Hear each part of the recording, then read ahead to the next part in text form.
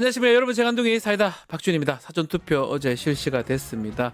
자, 역대 최고가 지금 된 상황이고 오늘도 사전투표가 전국에서 실시가 되니까요, 많은 참여 또 부탁드립니다. 오늘도 시원하고 재밌는 소식들도 여러분 출근길 함께 하겠습니다. 생방송 중에 댓글 참여 언제든지 환영합니다. 자, 6월 3일 뉴스토마토가 준비한 내란 끝장쇼, 아직 신청을 안 왔다면 지금 바로 서둘러 주십시오.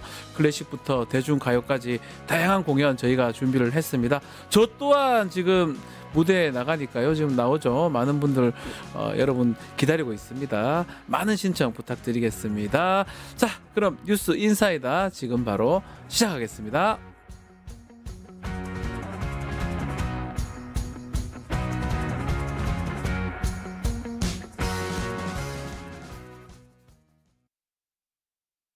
뉴스토마토 대선 특집 내란 끝장쇼. 뉴스토마토에서 6.3 대통령 선거의 개표 공개 방송에 구독자 여러분을 초대합니다. 내란 속의 윤석열의 파면으로 헌정 사상 최초의 6월 장미 대선이 펼쳐지는 가운데 과연 21대 대통령은 누가 될 것인가? 역사적인 순간에 뉴스토마토의 알찬 뉴스 콘텐츠와 풍성한 즐길거리를 모두 모아 준비했습니다. 6월 3일 오후 6시 이 토마토 빌딩 지하 1층 토마토홀에서 펼쳐지는 역사적인 순간, 뉴스토마토 대선 특집 내란 끝장쇼. 여러분의 많은 관심과 참여 바랍니다.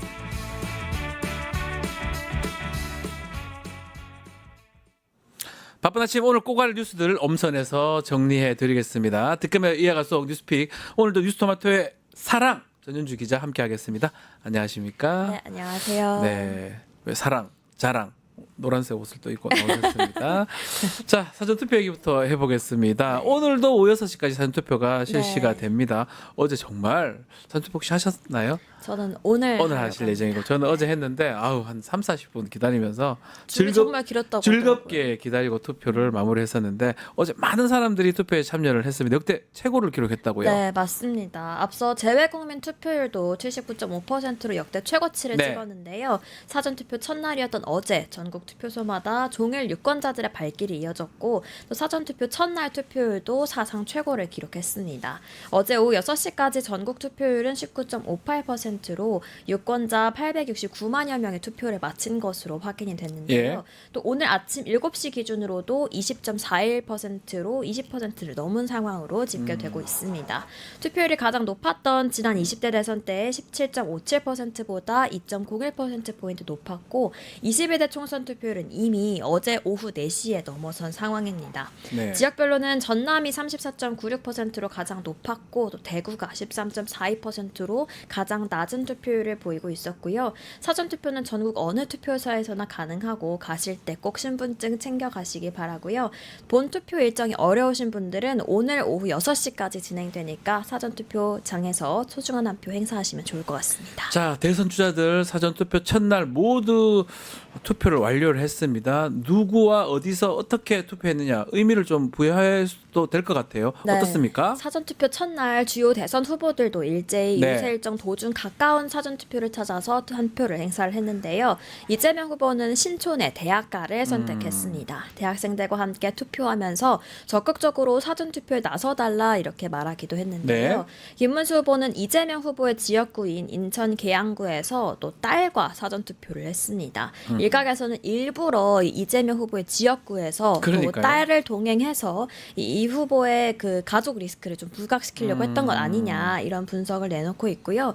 또 메가더 장군 동상이 있는 공원에서는 인천 상륙 작전을 언급하면서 역전을 다짐하기도 했습니다. 네. 이준석 후보는 자신의 지역구인 경기 동탄에서 사전투표를 한 뒤에 판교 테크노밸리를 찾아서 자신이 이공계 출신이라는 걸 강조하면서 동탄 모델을 언급하면서 지지를 호소했고요. 권영국 후보는 석유화학과 철강산업을 주요로 하는 전남 여수에서 여수죠. 사전투표에 임한 뒤에 기후정책의 중요성을 강조하기도 했습니다. 자, 그렇지만 사전투표 관리에 좀 부실한 또 현장이 좀 있었는데요. 사전투표소에서 투표 용지가 네. 이 투표소 밖으로 반출되는 일이 좀 벌어졌습니다. 네, 어제 오후 12시쯤에 벌어진 일이었는데요. 네. 서대문구의 한 투표소에서 일부 투표자들이 투표 용지를 투표소 밖으로 반출하는 일이 발생했습니다. 해당 지역에 주소를 두지 않은 관외 선거인들의 투표줄이 길어지자 이 신분 확인을 끝낸 뒤에 투표 용지를 받은 뒤에도 기표소로 바로 들어가지 못하고 외부에서 대기하라는 선거관리인들의 안내를 받으면서 벌어진 일인데요. 네. 특히 이 시간이 점심시간이랑 맞물렸던 시간인 만큼 이 투표용지를 받은 상태에서 식사하고 돌아왔다라는 사람들도 있었습니다. 선관위 측은 확인 결과 해당 투표소에서 투표자가 몰리는 가운데 신분 확인 기계는 7대였고 기표소 개수는 6개로 불일치한 상황에서 아하. 벌어진 일이다 이렇게 예. 설명을 했는데요. 이어서 어떤 의도를 가지고 투표용지를 가지고 나간 것이 아닌 만큼 이 자체가 법 위반이라고 보기엔 좀 어렵다 이렇게 설명했고요. 예. 다만 신분 확인과 기표소 입출입 인원을 적절하게 조절하지 못한 것은 관리상 문제가 있다, 분명하다 이렇게 인정하고 대국민 사과를 하기도 했습니다. 네. 네. 자, 또 부정선거 음모론 주장하고 있는 황교안 후보 측 이 참관인이 투표함 개봉 장면을 촬영을 하고 투표함까지 훼손하는 일까지 있었다면서요. 네, 어제 노컷뉴스 보도였는데요. 이 보도에 따르면 제21대 대통령 선거 사전투표소에서 부정선거 음모론을 주장하는 이 황교안 후보 측 참관인이 투표함 개봉 장면을 촬영하고 투표함까지 훼손한 것으로 확인이 됐습니다. 이 A씨는 서초구 방배 3동 사전투표소의 투표함을 정리하는 과정에서 이 장면을 촬영하고 또 개인 펜으로 서명하는 등 선거 사무를 방해하는 장면이 찍혔는데요. 예. 현행 공직선거법은 선거 관련 시설이나 서류 등을 훼손하는 행위에 대해서 징역 1년 이상 또는 10년 이하 또 벌금 500만 원 이상 3천만 원 이하의 벌금에 처한다라고 규정하고 있습니다. 맞습니다. 이 투표 용지와 투표소 내부를 영상으로 촬영하는 것 안 역시 돼요. 네, 혹시나 참고하십시오. 공직선거법 위반인데요. 절대로 찍으면 안 됩니다. 네. 또 A씨뿐만 아니라 또 다른 황교안 네. 후보 측의 참관인이 같은 투표소에서 노란색 펜으로 그 투표함을 훼손하고 구청 공무원들의 제지에도 계속해서 방해하는 등 마찰을 빚기도 했습니다. 예. 전국 공무원 노조 서울지역본부 서초구 지부는 공정한 선거 사무를 진행하는 공무원들을 범법자 취급한 이들을 공직선거법 위반, 또 투표함 훼손 등 선거 업무 방해로 고발하겠다 이렇게 말했습니다. 네, 좀 이렇게 해서는 안 되는데요. 자꾸 부정선거하고 연결해서 이런 행동들을 반복하는 것 같습니다. 자, 그리고 경찰이 비아폰 서버를 지금 확보를 했는데요. 네. 야, 계엄 때 관련된 그 노상원, 민간인 노상원 씨, 이 사람한테 경호처 비아폰이 지급된 정황 논란이 계속되고 있는데, 문제는 이 비아폰을 민간인한테 줬는데도 담당자도 몰랐고 특히 김성훈도 이것을 몰랐다는 사실이 밝혀졌어요. 네, 몰랐다라고 주장을 예. 했습니다. 노상원 전 정보사령관은 이번 계엄에서 여러 작전을 지휘한 혐의를 받고 있는 인물인데요. 모의를 주도한 시점인 지난해 12월 2일에 노상원 씨는 9481 번호가 들어간 경호처 비화폰을 전달받았습니다. JTBC 보도에 따르면 비화폰은 경호처 IT계획부 담당자에서 당시 김성훈 차장의 비서관을 거쳐서 내란 2인자인 김용현 전 국방부 장관 비서에게 전달이 되는데요. 네. 그리고 김 전 장관이 이거를 노상원 씨에게 넘겨준 것으로 확인이 됐습니다. 대통령 경호처 통합보안센터장조차 계엄 이후에 이 노상원 씨가 비화폰을 사용했다는 걸 뒤늦게 알은 것으로 확인이 됐는데요. 네. 경호처 IT계획부는 이 보안을 이유로 또 대통령실 전체 출입과 보안 등을 책임지는 통합보안센터에서 지난해 진행했던 정기 보안 검사와 비아폰 리스트 감사를 거부한 사실도 확인이 됐습니다. 예. 한편 김성훈 전 차장은 검찰 조사에서 나는 모르는 일이다 이렇게 주장하면서 노상원 씨에게 비화폰이 지급된 사실에 대해서는 처음 듣는 이야기다라고 진술을 했습니다. 이 부분은 조금 더 확인이 필요하지 않을까 생각이 듭니다. 비아폰 내란의 어떤 전말이 담겨 있을 것 같은데 이 비아폰 서버 기록을 경찰이 지금 확보를 했는데요. 자, 검찰하고 경찰이 서로 서버 기록을 가져가겠다 이렇게 대치했다는 상황이 밝혀졌어요. 네, 대체한 상황이 드러났는데요. 네. 경찰 특별수사단은 최근 경호처와 함께 비화폰 서버 기록을 복구하고 임의 제출을 받는 절차를 진행했습니다. 경찰 수사팀은 어제도 기록을 임의 제출받기 위해서 경호처 비화폰 서버가 있는 곳으로 향했는데요. 그런데 그곳에 검찰 경찰 특별수사본부 수사팀 인원 10여 명이 나타났습니다. 수사팀 소속 군 검사들로 추정되는 이 검찰 수사팀은 자신들이 비화폰 서버를 가지고 가겠다 이렇게 말하면서 경찰 수사팀은 이를 받아들일 수 없다 이렇게 반발하는 사태가 벌어진 건데요. 네. 검찰은 대통령 경호처에 비화폰 서버 기록과 CCTV 영상 등을 이미 제출해달라고 요청한 것으로 확인됐습니다.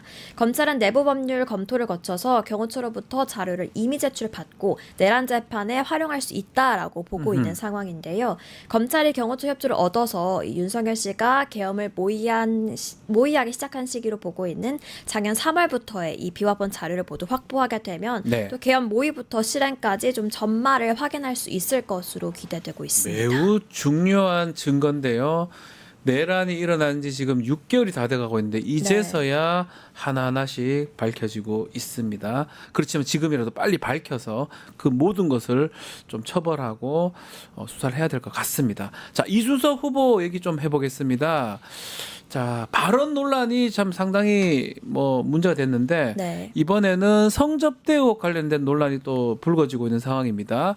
해당 의혹을 뒷받칠 만한 문자 메시지가 공개가 됐습니다. 네, 이틀 전 뉴스픽에서도 제가 네. 소개를 해드렸었는데요. 맞습니다. 계속해서 그 뒷받침할 만한 내용이 보도가 됐습니다. 뉴스타파 보도였는데요.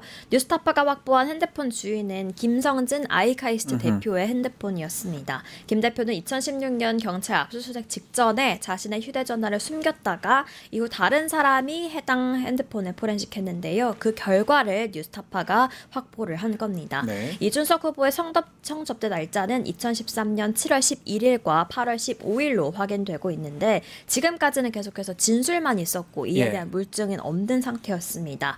해당 핸드폰에서 이준석 후보가 대전으로 내려간 사실이 확인되는데 이 문자 내역을 보면 장 이사라고 불리는 사람이 자주 등장을 합니다. 네. 같이 이 문자 내역과 함께 보시면 좋을 것 같은데요. 장 이사는 이 15억 원대 상납 장부를 만든 김모 씨를 김성진에게 소개한 당사자인데 문자 내역에 보시면 이 아마데우스, 리베라, 유성 등이 나옵니다. 다 나오네요. 아마데우스는 장 이사가 운영하는 유흥주점이고 유성은 유성구에 소재하고 있는 룸살롱을 의미합니다. 네. 즉 저 문자 내용을 요약하면 자신의 가게 말고 유성에 있는 룸살롱으로 모시자라고 제안한 내용이라고 요약할 수 있는데요.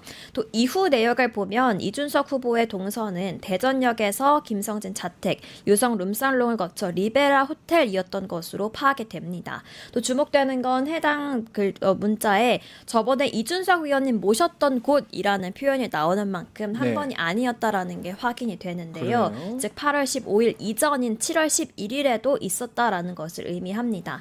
또 끝에 보시면 약이라는 표현이 나오는데 약이 나와요? 네, 이 약의 정체에 대해서 장 이사는 성기능 관련 약이다 이렇게 경찰에 진술한 것으로 알려졌습니다. 자, 이준석 후보가 이 성접대 의혹 사실은 계속 불거지고 있어요. 이게 처리받았던 것 같긴 한데 네. 어쨌든 간에 계속 문자 메시지 나오니까 본인의 SNS에 곧바로 검찰이 무혐의 처리했다라고 지금 올렸는데 이 부분 사실이 아니라고요. 네, 사실이 아닌 것으로 드러났습니다. 이준석 후보는 검찰이 무혐의 처리했다고 했지만 해당 성접대 의혹을 수사한 건 검찰이 아니라 경찰이었습니다. 경찰이죠.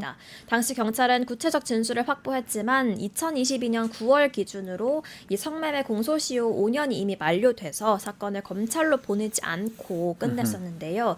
대선 후보자가 당선을 위해서 허위 사실을 공표하면 공직선거법 위반에 해당할 수 있습니다. 네. 또 김성진 대표의 폰에는 이준석 후보뿐만 아니라 여러 고위급 인사들도 접대 의혹을 받은 점도 파악이 되고 있어서 이 김성진 폰의 단서로 새롭게 수사한다면 또 다른 엄청난 게이트로 번질 수 있을 것으로 보입니다. 그렇죠. 그 범죄도 범죄지만 그게 공소시효가 좀 문제될 수 있다면 그 이후에 했던 발언들이 허위 사실이 돼서 문제가 네. 될 여지도 있지 않을까. 그 부분도 아마 앞으로 좀 봐야 될 상황 아닌가 생각이 듭니다.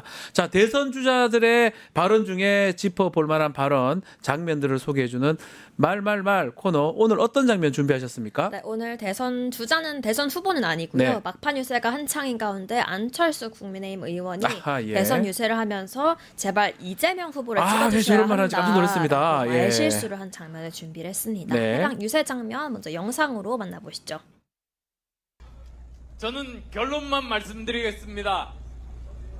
이재명은 이제 명이 끝났습니다. 제 지역구가 대장동이고요. 제가 백현동에 삽니다. 매일같이 주민분들로부터 계속 지금 구박받고 있습니다. 제 구박받는 거 멈춰주기 위해서라도 제발 이번 이재명 후보 찍어주셔야 합니다. 김문수 후보입니다. 김문수 후보. 죄송합니다. 이번 김문수 후보 찍어주셔야 합니다. 2번입니다. 야 이거 뭐 네. 자꾸 이재명 후보를 찍으라고. 대선 이 말말말 네. 코너에서 사실 제가 뭐라고 해야 될까? 안철수 안철수 의원, 의원. 네. 안철수 의원의 이 말실수를 네. 소개한 것도 참 여러 번이었던 그러니까요. 것 같은데요. 어제도 인천 미추홀구에서 진행된 유세 현장에서 해당 말실수를 하면서 또 멋쩍은 웃음을 보이기도 그러니까요. 했습니다. 한편 또 앞서 손학규 전 손학규. 바른미래당 대표도 예. 비슷한 실수를 한 적이 맞아요. 있습니다. 마찬가지로 김문수 후보 지지를 선언한 손 대표지만 지난 22일 경기 광명시 유세에서 내가 힘은 없지만 나가서 이재명을 도와야겠다. 이 나라를 네. 살려야 되겠다. 이 나라 민주주의를 살려야 되겠다라고 생각한다면서 그래서 이재명 지지를 선언한다라고 외쳤는데요. 네, 맞아요. 지지자들 사이에서 뭐 하는 거냐라는 반박이 나오자 멋쩍게 웃으면서 김문수 지지 선언을 하겠습니다라고 정정하는 모습이 나오기도 했습니다. 참 신기합니다. 이런 일이 몇 번 되는 거 보면. 알겠습니다. 자, 오늘 뉴스픽 여기서 마무리하겠습니다. 전윤유 기자 감사합니다. 네, 고맙습니다. 자, 저는 최애 타임으로 돌아오겠습니다.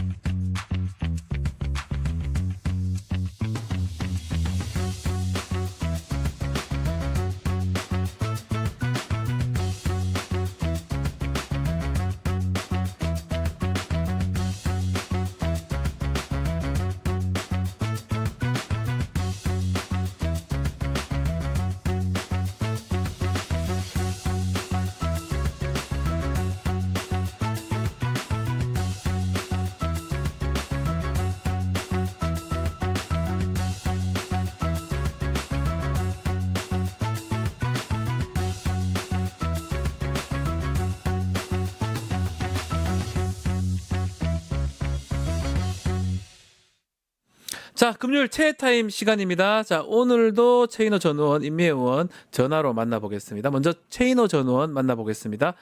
의원님 나와 계십니까? 예, 안녕하십니까. 네, 사전투표 열기가 매우 뜨겁습니다. 예. 부산 지역도 역대 최고이긴 하나 전국적으로 봤을 때는 좀 낮다고 봐야 될 것 같은데 사전투표율 어떻게 보고 계십니까, 의원님? 예, 뭐 부산도 지난번 선거보다 많이 올랐죠. 역대 최고치입니다. 네, 전국이 사상 최대치 투표율을 보이고 있다 네, 하는 것은 내란 종식, 민주 헌정 질서 회복을 우리 국민들의 투표의 힘으로 한번 해보자. 음흠. 뭐 그런 열기가 이렇게 사전 투표율이 사상 최고치를 기록한 힘이다 이렇게 보는데요. 네, 조금 아쉽기는 하지만 그래도 부산도 역시나 역대 최고치 사전 투표율을 기록했다. 음흠. 전국과 똑같은 현상이 나타났다. 그런 것이 의미가 크다고 생각하고요. 네, 부산의 합리적인 중도분들, 네, 윤석열 심판해야 된다. 음흠. 윤석열이나 김문수나 똑같은 사람이다. 라는 그 분들이 투표장에 많이 나오신 결과다 이렇게 봅니다. 이 김문수 후보 얘기하지 않을 수가 없는데요.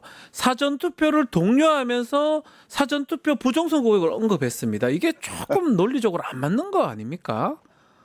그 참 그 희한한 지금 투표 행태를 보이고 있는데 김문수 후보는 뭐 12년 전부터 네, 부정선거 주장 행사에 줄곧 참석해왔고 또 사전투표에 대해서 부정적인 인식을 쭉 해온 분 아닙니까? 그러니까요. 그런데도 이번에는 인천 계양에서 사전투표를 했죠. 네, 그러니까 급하니까 사전투표하면서 보수들도 사전투표를 많이 해달라 뭐 음흠. 이렇게 호소를 했는데 지난주에 윤석열이 지난 그 부정선거 주제로 영화 관람을 했지 않습니까? 네, 그때 아니 이런 거에 대해서 어떻게 생각하느냐라고 기자들이 물으니까 김문수 후보가 아니 선관위가 의문에 제대로 답을 해야 된다. 아, 예. 라는 식으로 대답을 해서 맞습니다. 윤석열의 부정선거 주장을 두둔하는 발언을 했는데요. 음흠. 그러니까 자기가 사전투표하는 것은 바른 선거고 네. 다른 국민들이 투표하는 것은 부정선거다. 그러니까 내봐 남불 내가 사전투표하면 바른 선거고 예. 다른 국민들이 남이 하면 부정선거다. 네. 이런 식의 그 인식을 전형적으로 드러낸 거 아니냐. 아하. 그러니까 윤석열과 똑같은 부정선거 망령을 가진 김문수 후보. 음흠. 그래서 우리는 김문수는 윤석열 아바타다라고 하는데 네. 윤석열과 똑같은 주장을 하면서 어떻게 대선에서 이기려 드는지 좀 우습다. 음흠. 뭐 이런 생각밖에 없습니다. 어제 김혜경 여사는 부산에서 사전 투표를 했던 걸로 지금 알려지고 있는데 부산이 지금 아주 초접전이다 이렇게 봐도 되는 겁니까? 그렇습니다. 김혜경 여사가 부산에서 투표했다는 것에 많은 네. 시민들이 좀 깜짝 놀랐다 하는 사람들이 예, 많아요. 부산에 가셨어요. 네. 예. 그만큼 이재명 후보가 분산에 대한 관심이 많고 네. 공을 많이 들이고 있다. 뭐 음흠. 이렇게 판단이 되는 대목인데요. 음. 지난 화요일 날 부산일보가 KSOY와 의뢰해서 네. 이틀간 실시한 여론조사에서 거의 박빙의 결과가 나왔습니다. 요거는 그 여론조사 공표 기간 전에 마지막 했던 그렇습니다. 조사지요? 그렇습니다. 예. 완전히 우열을 가릴 수 없을 정도로 음흠. 부산만 여론조사를 했거든요. 그렇죠. 부산 지역. 예. 예, 그것만 했는데 초초 박빙이었다. 초박빙이다. 예. 예. 음흠. 그런데 이제 작년에 부산의 총선 후보들의 저희 당 후보들의 평균 득표율이 45% 가까이 나왔거든요. 네. 그런데 이제 부산은 여태껏 전국적인 큰 이슈가 있을 때 음흠. 예를 들면 개헌과 같은 어떤 큰 사건이 벌어진다든지 네. 뭐 이런 그 일들이 벌어질 때는 서울과 크게 차이가 나지 않는 그런 동조화 현상을 그동안 보여왔던 것도 사실입니다. 네. 그런 측면에서 보면 이번 계엄과 탄핵 국면에서도 음흠. 여론조사상에서는 서울과 그렇게 큰 차이가 나지 않았죠. 네. 그러니까 부산의 합리적인 중도 유권자들이 계엄 반대 탄핵 찬성을 줄곧 보여왔고 이것이 전국적으로도 이재명 후보의 지지로 높아졌는데 부산도 수도권만큼은 못 미치겠지만 네. 그러나 계엄을 반대한 부산의 유권자들 음흠. 또 탄핵에 찬성했던 합리적인 중도층 이런 분들이 부산에서도 이번 대선은 윤석열이가 너무 잘못했고 이를 옹호해왔던 국민의힘 김문수 후보는 이번에는 아니지. 아이지. 아니지. 네. 예, 그래서 반드시 심판해야 된대. 네. 이런 판단을 많이 갖고 계시다는 것이 부산일보 보도의 여론조사 결과가 아닌가 네. 그렇게 생각합니다. 자, 그리고 TV 토론 이준석 후보의 발언이 크게 논란이 되고 있는데 이준석 후보 행보가 부산 지역의 민심에 어떻게 영향을 미칠까요? 아니 전 국민들이 다 충격을 받았고 예. 아니 그런 어떤 그런 식으로 여성 해모 발언을 인용해서 할 수 있느냐 아하. 뭐 이런 충격을 받고 있지 않습니까? 그리고 네. 부산 시민들도 똑같은 충격을 받고 있고 분노하고 있지요. 음. 예, 아무리 후보 검증이라고 하지만은 음흠. 그런 극단적인 여성 해모 발언을 인용하면서 음흠. 그것도 제대로 된 팩트 체크가 제대로 된 내용인지도 불분명한 내용을 가지고 네. 그런 식으로 했다는 것에 대해서 엄청난 충격을 부산 시민도 받고 있고 또 그렇게 사고를 쳐놓고도 그 다음날 제대로 된 사과도 하지 않고 네. 마치 정면 돌파식으로 기자회견을 열어서 그런 그 사람까지 지목하면서 더 센 주장을 하는 것을 보고 네. 저는 개인적으로 이준석이는 이제 정치 끝났다. 정치가 끝날 수도 있다 이렇게 보시는 거군요. 이준석 후보가 정치를 계속하는 이상에는 네. 아마 시종 일관 그 부정적인 네. 인상 음흠. 그러니까 뭐라죠 그 비호감도 네. 비호감도는 아마 줄곧 1등을 놓칠 수 없을 정도로 압도적으로 비호감도 1등을 기록하는 정치인으로 계속 기록될 것이다. 그런 정치를 한다고 해서 앞으로 국회의원도 제대로 못할 것인데 정치를 제대로 할 수 있겠냐? 네. 막 그런 판단이 들고 음흠. 그것도 태도와 이 자세가 너무 불량합니다. 네. 아니 사과를 한다고 해놓고 불편해하실 국민들께 사과한다 그런 표현을 했지 않습니까? 불편해하실 국민들. 예. 그렇습니다. 그러면 불편하지 않을 국민이 도대체 어디 있습니까? 그러니까요. 그러니까 사과도 갈라치기 사과를 한다. 음흠. 그래서 이 갈라치기 정치의 가장 극단적인 대형 사고가 나타났고 음흠. 이것이 주는 부정적인 여파가 대선 이후에도 계속될 것이다. 음흠. 이렇게 생각을 하고요. 네. 그런데 이렇게 계속 이슈화를 시키는 이준석의 여론은 뭐냐? 뭡니까? 결국은 노이즈 마케팅을 하고 있다는 겁니다. 아. 예, 이준석식 노이즈 마케팅을 통해서 예. 계속 그 선거 막판에 이재명, 김문수 이 양강 후보로 자기 지지층이 흡수되지 않도록 하기 위한 노이즈 마케팅이죠. 음흠. 그래서 기어코 어떤 식으로도 두 자리 숫자 득표를 하겠다. 아하. 예, 그래서 보수 정치 재편에 주도권을 쥐겠다는 그 생각밖에 없는데, 네.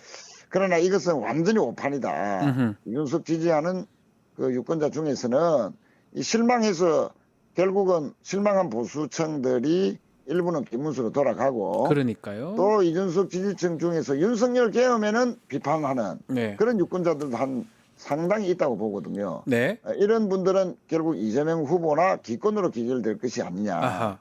그런 측면에서 결국 이준석의 이번 발언으로 절대 두 자릿수 득표는 하지 못한다. 완전히 폭망을 자초한 참사다. 이렇게 생각합니다. 자, 김문수 후보는 마지막에 또 부산을 찾아서 지지 호소를 했던데요. 부산 지역의 이번 선거 결과의 의미를 마지막으로 우리 최윤호 의원님께서 짚어주시면 좋겠습니다. 예, 김문수 후보가 부산 영남으로 계속 선거 막판까지 맞습니다. 공을 들이는 것은 예. 그만큼 영남의 보수들도 충분하게 자기 지지로 하지 못했다, 흡수하지 못했다 네. 하는 그것을 반증하는 것이라고 봅니다. 아. 그만큼 예, 부산에는 아직도 부동층 투표를 어느 후보에게 할지 확정되지 못한 부동층이 많다라고 보는 것이고, 네. 그래서 이재명 후보가 정말 열심히 끝까지 공을 기울이고 특히 그 해수부 부산 이전 등의 공약을 실천을 거듭 다짐하고 있기 때문에 네. 그 윤석열 계엄에 반대했던 합리적인 중도층들이 부산에서도 많고 이분들이 투표장에 가면 아마 역대 저희 당 후보로서는 최대치로 부산에서 득표할 수 있을 것이다. 아하. 그런 희망을 갖고 예. 저희들은 끝까지 열심히 할 각오입니다. 알겠습니다. 최인호 의원님 감사합니다. 고맙습니다. 네. 자, 이어서 임미애 의원 전화 연결해서 이야기 좀 들어보겠습니다. 의원님 나와 계십니까? 네, 안녕하세요. 네. 자, 전국적으로 사전투표 열기가 매우 뜨겁습니다. 그렇지만 지금 의원님이 계신 대구 경북 지역은 전국 꼴찌 수준입니다. 네. 사전투표율 또 첫날 사전투표 하는 거 어떻게 의원님 보셨습니까? 전국적으로 보면은 네. 이 투표가 빨리 투표하기를 기다렸던 사람들이 굉장히 많았구나라는 투표 마렵다 생각이 이런 표현 하더라고요. 예. 네. 그래서 예. 빛의 혁명을 그 혁명의 마침표를 찍으려고 하는 거구나라는 생각이 들어서 그 네. 전국적인 기조가 굉장히 아. 감동적이었는데요. 네. 예. 대구 경북이 사전투표율 최저가 나왔잖아요. 그러니까요. 대구 네. 경북이 그래서 참 어제 음, 그 저희 행정 공무원들이 마을 회관을 다니면서 이제 투표 독려를 했나 봐요. 아하. 노인들한테. 예. 예, 그래서 그것과 관련된 그 항의 이런 것들이 저희 운동원들 통해서 많이 들어왔었거든요. 예. 근데 제가 보니까 이게 저희가 광주하고 대구가 이게 차이가 좀 많잖아요. 광주가 32%인데 정반대예요. 대구가 13% 예. 너무 차이가 많이 납니다. 투표였고 네. 전남이 35%인데 경북이 17% 한 예. 거예요. 이거 엄청난 차이잖아요. 그렇죠. 그렇죠. 예. 근데 저희가 인구가 차이가 많이 나요. 대구 저희는 경북이 이럴 뭐 때- 두 배 많죠, 사실은. 네, 저희는 이럴 때 보통 네. 비율로 투표율이 얼마냐, 음. 득표율이 얼마냐 이렇게 계산하지 않고 네. 숫자로 계산하거든요. 음흠. 근데 그렇게 치면 광주와 대구의 인구 차이가 80만 명이 넘어요. 네, 맞습니다. 예, 전남하고 경부가 65만 명이 차이가 나요. 그렇기 음흠. 때문에 광주, 전남은 더 높은 투표율을 보여야 되고 대구, 경북은 보수에 실망한 분들이 굳이 찍을 사람들이 없다면 뭐 투표를 안 하는 것도 저는 주권의 한 표현을 한 그러니까요. 방법이다라는 네. 생각이 듭니다. 그래서 아하. 이 전반적으로 이게 낮은 건 부정선거에 대한 우려도 있어서 그렇겠지만 그거보다는 이번에 투표 안 하겠다는 분들이 저희 다니다 보면 굉장히 많아요. 대구 경북 지역은 그렇다는 거죠? 네, 예. 네. 이 국민의힘이 음흠. 지난번에 후보 바꿔치기 한 상황을 보면서 네. 계엄 때는 그래도 약간은 좀 이해할 수는 없기는 하지만 그래도 민주당이 너무 강압적으로 몰아넣은 거 아니야라는 분위기가 좀 있었는데 네. 후보 바꿔치기 할 때는 야 이거는 이 정당은 아니다라는 생각을 좀 많이 하는 것 같아요. 그래서 그러니까요. 너무 실망스럽다. 그래서 아하. 투표 안 하겠다라는 분들이 있어서 음흠. 그것도 국민의힘을 이 채찍질하는 회초리하는 심판하는 한 방법입니다라는 말씀 드립니다. 저희는. 김문수 후보 얘기를 하지 않을 수 없는데요. 사전투표 부정선거다 얘기를 하면서 사전투표를 또 독려하는 모습. 아, 어떻게 우리가 이해를 해야 됩니까? 그분은 정체성의 혼란을 계속 겪고 있는 것 같습니다. 네. 출마를 했을 때도 윤석열하고 선을 그어라라는 요구가 굉장히 많음에도 불구하고 그래야지 말은 그렇지만 실제로 행동은 그렇지 않잖아요. 그러니까요. 예, 윤상현을 뭐 공동선대위원장에 임명하겠다라고 했다가 논란이 되니까 철회하는 줄 알았는데 철회 안 했거든요, 공식적으로. 지금도 있어요. 정- 윤상현 같이 하고 다니고 네, 있어요. 네. 첫날도 그러니까 같이 했죠. 예. 정호영도 그렇고 네. 결국은 윤석열을 등에 업고 선거하겠다는 것이 이 사람의 본심인데 그것이 중도층에 주는 메시지가 너무 나쁘니까 그것에 대한 저항이 올 때마다 주춤주춤하지만 사실 이 사람은 지금 이 본인의 정체성의 혼란을 겪고 있는 거다라고 보고요. 결국 이 얼마나 불안하겠어요. 본인도 부정선거 얘기하는 사람이 사전투표를 하려니까.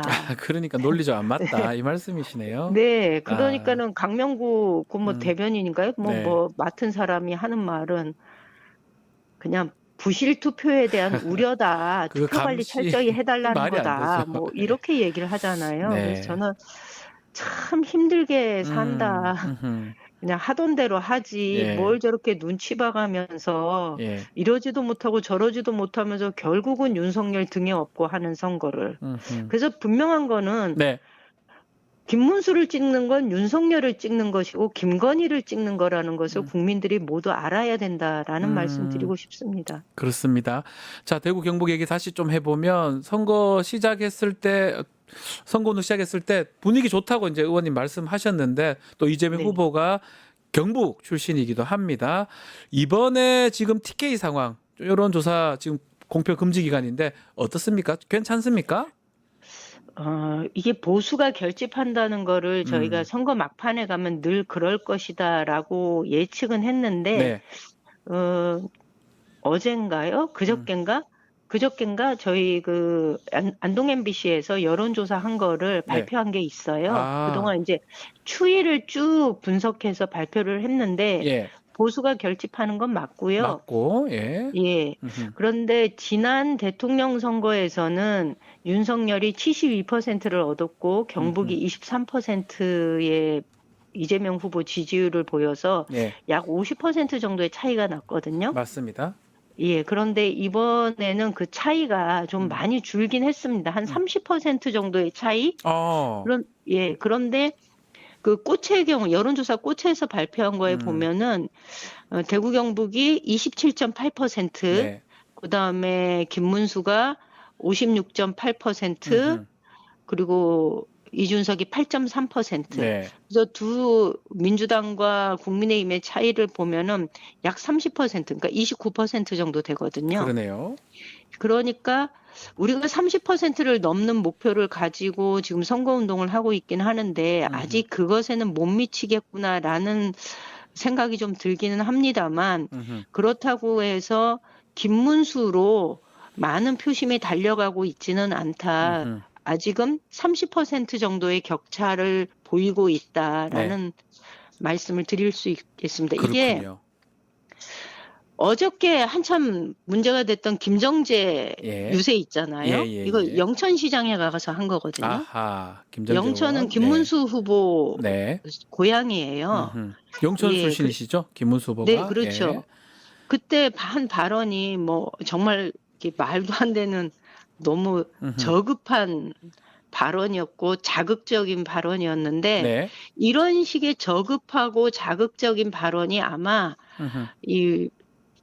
이 본투표 때까지 아마 국민의힘을 중심으로 해서 집중적으로 이 대구 경북에 쏟아질 겁니다. 아, 할 것이다. 결집시키기 위해서 그렇게 할 것이다. 이렇게 보시는 네네. 거군요. 이게 네. 이게 김정재만의 얘기가 아니고요. 네. 다 이런 식의 저급한 발언을 계속 막 마치 오물을 쏟아내듯이 네. 대구 경북에 쏟아 넣을 것이고 이것 때문에 많은 사람들이 조금 주춤거리면서 다시 김문수 쪽으로 쏠려갈 가능성이 많다라는 그런 좀 우려가 있는 거지요. 네. 그 의원님, 뭐 자극적인 말씀하셨으니까 발언 말씀하셨으니까 TV 네. 토론에서 이준석 후보의 그 여성에 대한 어떤 폭력적 발언 그 네. 부분 앞으로 이게 어떻게 선거에 영향을 미칠까요? 이 대구 경북에서 네. 그동안 그 여론조사를 보면은 이준석 후보가 꽤 많은 표를 가지고 있었어요. 그러니까요. 이제 국민의힘에 실망한 사람들이 그래도 이준석에 대해서 조금 이제 기대를 가지고 있었거든요. 그러니까 네. 13% 많이 나온 경우에는 13% 아우. 가장 적게 나올 때는 한 8% 정도 해서 그러니까요. 예. 그래도 일정한 그 몫을 가지고 있었는데 사실 이 발언은 너무나 충격적이었거든요. 네. 예, 그래서 이쪽 지역에서도 언젠가는 이준석의 시대가 올 것이다라고 기대했던 유권자들이 있었는데 네. 오히려 그 발언 이후에 이제는 정치를 해서는 안 되는 사람이다라는 생각을 하는 분들이 많아진 것 같아요. 네. 그러니까 이분이 보면 발언을 하면서 늘 이 발언이 누구한테 어필하는 발언인지를 계산하고 발언하는 사람이거든요. 아, 맞아요. 예. 예, 철학이 없고 그런 마음은 없고 말만 있는 사람이라는 얘기를 유권자들이 저한테 하는 거예요. 그러니까 마음은 없고 말만 있는 사람이다. 말만 있다. 요게 이준석을 표현한 저희 지역의 중도 보수라고 하는 사람들의 평가인 것 같습니다. 그래서 저는 이번 판에서 그 보수라고 일컬었던 분들이 네. 투표에 참여하지 않을 가능성이 더 높아졌다. 이준석의 발언으로. 네. 이런 생각이 좀 듭니다. 자, 이제 사전투표 이튿날째고 그리고 본선거가 6월 3일입니다. 자, 대구 경북 지역에서 민주당이 얻는 표심의 의미 마지막으로 좀 짚어주시면 좋을 것 같습니다. 저희가 30% 돌파를 위해서 최선을 다하고 있는데요. 네. 저희가 얘기하는 30%는 실제로 이 고령화된 지역에서 느끼는 30%는 당선각이에요. 당선각이다. 예. 예, 저희가 워낙 고령화되어 있다 보니까 자기 발로 사회와 교류하면서 이렇게 사회 활동을 하는 사람들의 대다수가 저희를 찍어줄 때 나오는 득표가 30%예요. 네네. 그러다 보니 결국 사회활동 인구의 상당수가 지지했을 때 30%라는 득표인데 이 표는 결국은 이 과거의 보수를 끊고 네. 새로운 대한민국이 필요하다. 거기에 민주당이 그 역할을 해줘야 된다는 것에 동의하는 사람들의 숫자잖아요. 아하, 맞습니다. 그렇기 때문에 이곳에서 30%는 굉장히 큰 숫자라는 말씀을 드리고 네. 그리고 저희가 이 세상이 변화하고 있고 이 민주당이 주류, 진보가 우리 사회의 주류로 등극하는 이 시점에 대구 경북이 시대에 뒤처지지 않고 시대의 변화를 이제 조금 따라가려고 하는 그 숫자가 바로 이 30%다라고 보고 있거든요. 알겠습니다. 네, 그래서 네. 좀 전화 좀 해주시기 바랍니다. 저희 그거 알겠습니다. 대구 간절합니다. 경북에 전화 많이 좀 해야 될 것 같습니다. 오늘 말씀 여기까지 듣겠습니다. 임혜원님 감사합니다. 네, 고맙습니다. 제이타임 여기서 마무리하고요. 자, 다음 대선 한라인 바로 연결해 보겠습니다. 자, 민주당의 사람 사는 세상 국민화합위원회 위원장 맡고 있는 박용진 의원 전화 연결되어 있습니다. 의원님 안녕하십니까? 네, 안녕하세요. 박용진입니다. 아, 오랜만에 목소리 듣는데 네, 오랜만에. TV에서 보고는 있는데 제가 그 SNS 사진을 봤는데 링거 맞는 모습이 있더라고요. 아, 좀 몸이 무리를 했는지, 예, 그래서 지금도 사실은 감기 예. 몸살 기운이 있어서요. 네. 예, 약간 뭐 목소리가 좀 불편하고 그러긴 합니다. 이 선거 운동할 때는 항상 그렇기도 한데 무리하게 선거 운동 하신 결과라고 봐야 되겠죠? 지난 주말에 부산, 울산, 네. 대구 이렇게 다니는데 그날 그 주간에 지난 주말이었거든요. 예. 그때가 거기 막 찬 비바람이 계속 치더라고요. 그러니까 이제 너무 옷을 얇게 입고 가서 1박 2일 동안 강행군을 했는데 네. 그때 딱 걸리겠구나 싶더라고요. 야, 우리 박용진 의원님 참 열심히 하고 계시는데 또 그만큼 사전 투표 열기도 뜨거운 것 같아요. 어제 많은 분들이 긴 줄을 서서 투표도 했고 유권자 마음을 의원님께서는 어떻게 읽으셨습니까? 아니, 기본적으로 이제 사전 투표에 대해서 국민들이 많이 인지하고 계시고요. 예.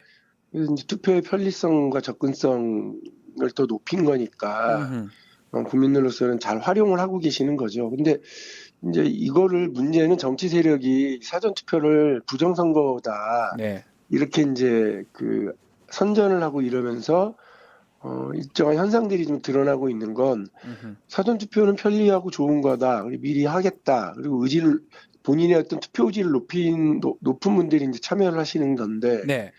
그러니까 뭐 심판을 해야 되겠다, 내란을 진압해야 되겠다 생각하시는 분들은 막 적극적으로 나오고 비록 김문수 후보가 자기는 사전투표 참여하겠다고 했지만 그동안 사전투표를 폐지하겠다고 했고 그렇죠. 또 보수 진영 일각에서는 계속해서 이거는 부정선거라고 얘기하고 맞습니다. 또 내란 잔당임을 자처하는 듯한 태도와 발언들 계속하고 그러니까 네. 오히려 이제 이재명 후보를 지지하는 분들은 좀 적극 참여를 하시는 것 같고, 오히려 국민의힘을 지지하는 분들은 좀 이렇게 소극적으로 이 사전투표를 대응하시는 것 같아요. 그런 면들이 좀 드러나서 심판 열기가 높은 게 드러나는 사전투표다.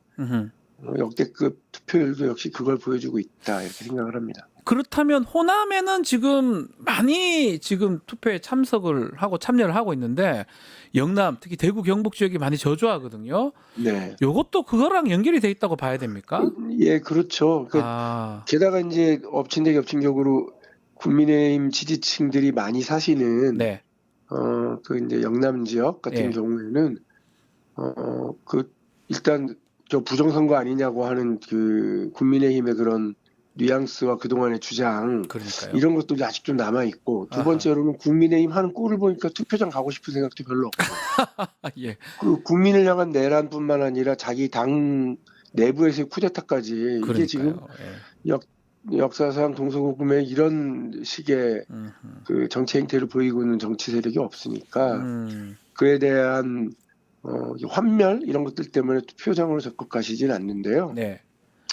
그래도 이제 방심하면 안 되는 게 어쨌든 아까 말씀드린 것처럼 사전 투표는 좀 찜찜하다. 본투표 가서 할란다. 네. 이런 분들이 상대적으로 많으실 수가 있는 거죠. 그만큼. 그렇죠. 예, 그래서 이 사전 투표에 대한 정치 세력의 태도가 유권자들의 사전 투표 참여율과도 일정한 영향이 있는 거는 같습니다.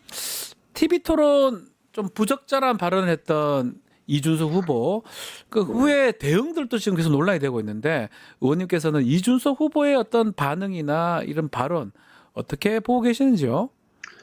그 발언 자체도 전 부적절했다고 봤어요. 그래서 네. 그 다음 날 이게 젊은 정치의 어떤 비전을 보여줄 거를 기대했었는데 실망이다. 네.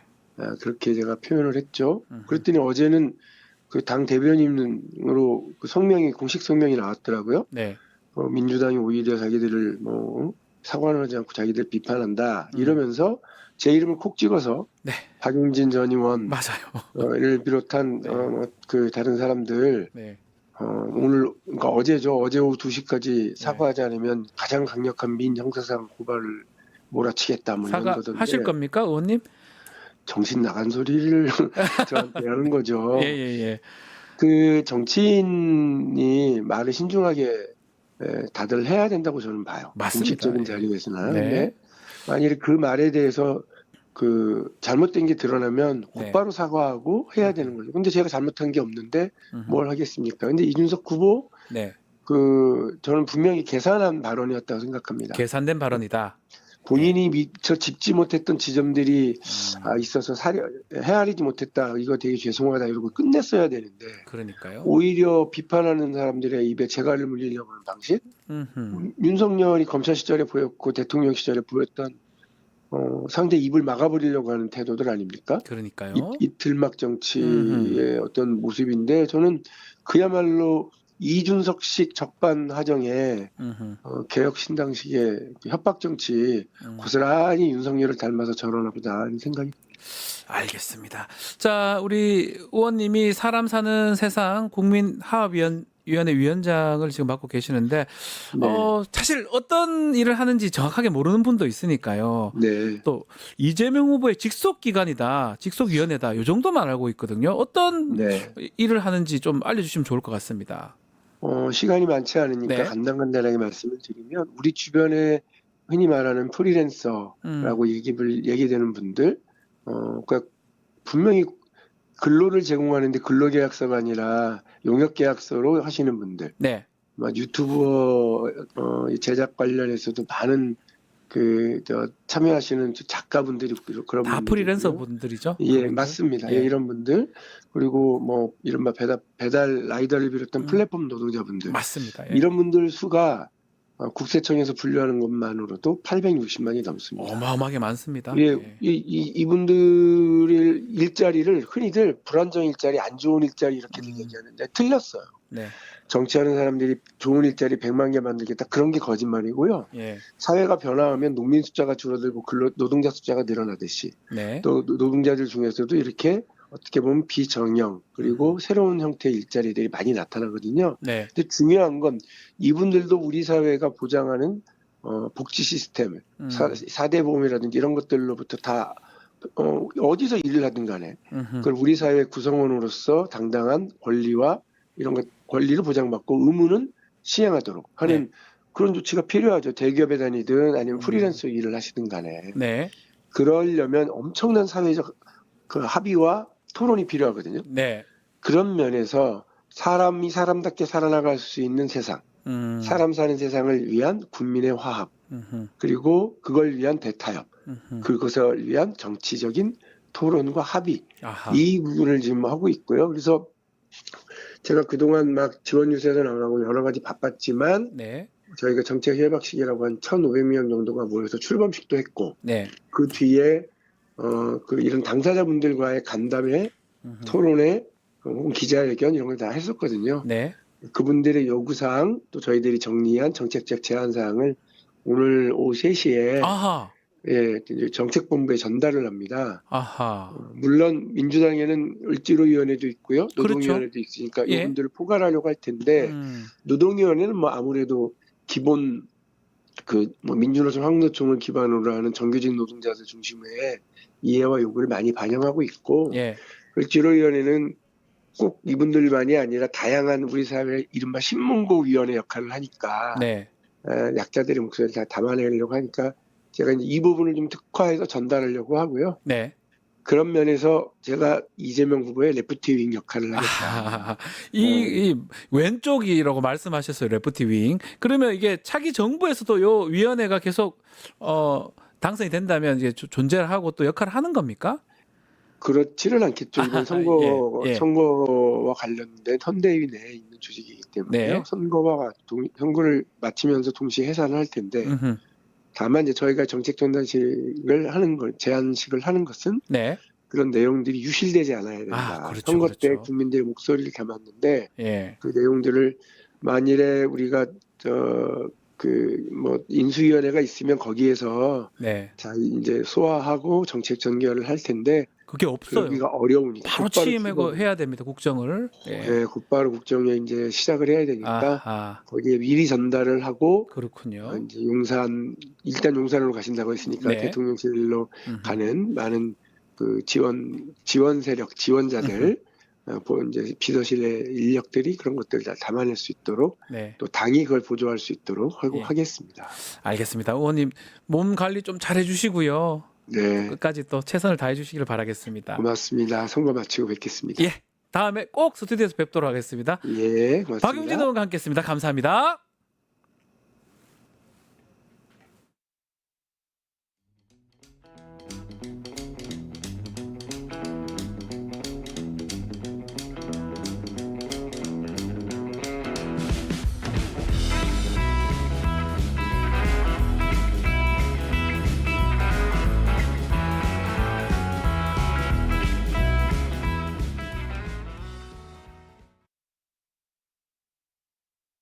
뉴스토마토 대선 특집 내란 끝장쇼. 뉴스토마토에서 6.3 대통령 선거의 개표 공개 방송에 구독자 여러분을 초대합니다. 내란 속의 윤석열의 파면으로 헌정 사상 최초의 6월 장미 대선이 펼쳐지는 가운데 과연 21대 대통령은 누가 될 것인가? 역사적인 순간에 뉴스토마토의 알찬 뉴스 콘텐츠와 풍성한 즐길거리를 모두 모아 준비했습니다. 6월 3일 오후 6시 이 토마토 빌딩 지하 1층 토마토홀에서 펼쳐지는 역사적인 순간. 뉴스토마토 대선 특집 내란 끝장쇼. 여러분의 많은 관심과 참여 바랍니다.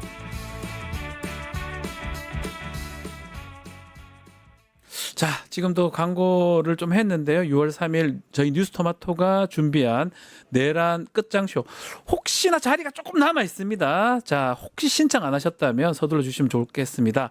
클래식부터 대중가요까지 아마 아주 다양한 공연 저희가 준비를 했으니까요. 저도 지금 나가고 출연자들 지금 나오고 있습니다. 여러분과 직접 인사를 드리고 그 중요한 상황 같이 또 맞도록 하겠습니다. 많은 신청 부탁드리겠습니다. 자, 오늘 정치 상황 이분과 함께 짚어보겠습니다. 최강 디펜스 김종대 의원님 함께합니다. 안녕하십니까? 네, 안녕하세요. 네. 자, 의원님 그 사전 투표를 아마 투표는 하셨습니까? 아, 못했어요. 어제. 그냥 방송하고 이 병원에 좀 다니느라고. 지금 스튜디오 들어오시는데 무릎이 좀 안 좋으신 것 같아요. 피곤하셔서 그래가지고 그런 것 같아요. 오늘이나 어떻게 시간을 내볼까 하고 있습니다. 그래서 TV 토론회 준비하시고 뭐 이런 거 하시느라고 좀 몸이 조금 그런 거 아닌가 생각도 내가 들고요. 이렇게 몇 년 만에 이런 고생은 처음 해봤어요. 아니 뭐가 있습니까? 예. 민노당에 조직이 네, 있습니까? 그러니까요. 돈이 있습니까? 네. 다 몸으로 때우고 아이디어가 나올 때까지 그냥 네. 쥐어짜야 되니까. 네. 그래가지고 뭐 그 손바닥에 백상민자라든가 네. 아니면 레드카드 좀 먹히는 아이디어도 좀 나왔어요. 그 사실은 뭐 TV 토론회 얘기를 좀 해보면 TV 토론회 민주노동당 권영국 후보 단장 하셨으니까요. 네. 민자도 그 아이디어를 내신 겁니까? 제가 화장실에서 써드렸어요. 민자. 매직으로. 예, 민자는데 일부러 이렇게 보여주지 않고 자연스럽게 또 되는 모습도 좀 놀랍더라고요. 그걸 일체 보안을 붙여가지고 누구도 모르게. 예. 그리고 또 일부러 이러면 어. 뭐 또 저렇게 하냐 이렇게 얘기 나올 수도 있는 거잖아요. 근데 기자들이 이걸 과연 체크해낼까? 네. 전 가슴이 조마조마했거든요. 네. 와, 그런데 체크했어요. 경향신문 네. 국회 네. 그 당직 기자, 예. 정치부 예. 그 젊은 기자가 찾아내가지고 예. 그 일보가 토론회 중에 나오더라고요. 저도 토론회 중에서 봤어요. 그래요? 봤는데 뭐지? 왜 저렇게 검은색이 있지라고 했는데 예. 체크가 딱 되면서 백승민자 딱 나오면서 하여튼 이슈를 끌었는데 이슈 끈 대신에 건강은 조금 그건 좀 막대한 체질이 힘드시네요. 있어요. 힘드시네요. 이제 몸으로 버텨내야죠. 네. TV 토론회 얘기를 좀 이따 다시 또 얘기를 좀 질문 드려보고 네. 사전 투표가 원래는 지난번 같은 금토입니다. 네. 토요일이 있어서 그날이 좀 이렇게 주말이라서 상당히 좀 많은 분들이 가는데 이번에는 목금 오늘이 이제 그렇더라고요. 마지막이에요. 네. 어떻게 좀 더 많이 나올까요? 글쎄요, 제가 보기에는 네. 일단은 여건은 안 좋은데 네. 반면에 열기는 높아서 열기가 토요일 날 부담 없이 쉬시는 데는 오히려 더 좋은 측면도 있다. 차라리 토요일을 완전한 휴일로 네. 걸리적거리는 것 없이 이렇게 하는 데는 오히려 좋은 점도 있는 것 같아요. 일단은 지난 대선 사전투표율이 36.93%예요. 그것도 높다 그랬어요. 그때가 역대 최고치였는데 지금 첫날 보니까 거의 20%, 19.58입니다.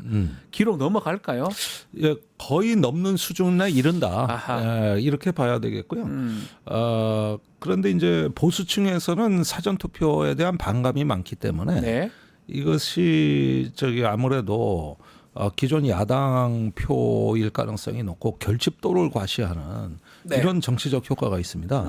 엄청나게 결집했다. 이런 어떤 캠페인 효과가 있는데 이건 무시하지 못합니다. 사실 지역별로 봐도 호남이 제일 높고 영남이 제일 적거든요. 그렇습니다. 벌써 이것부터 보면. 차이가 나고요.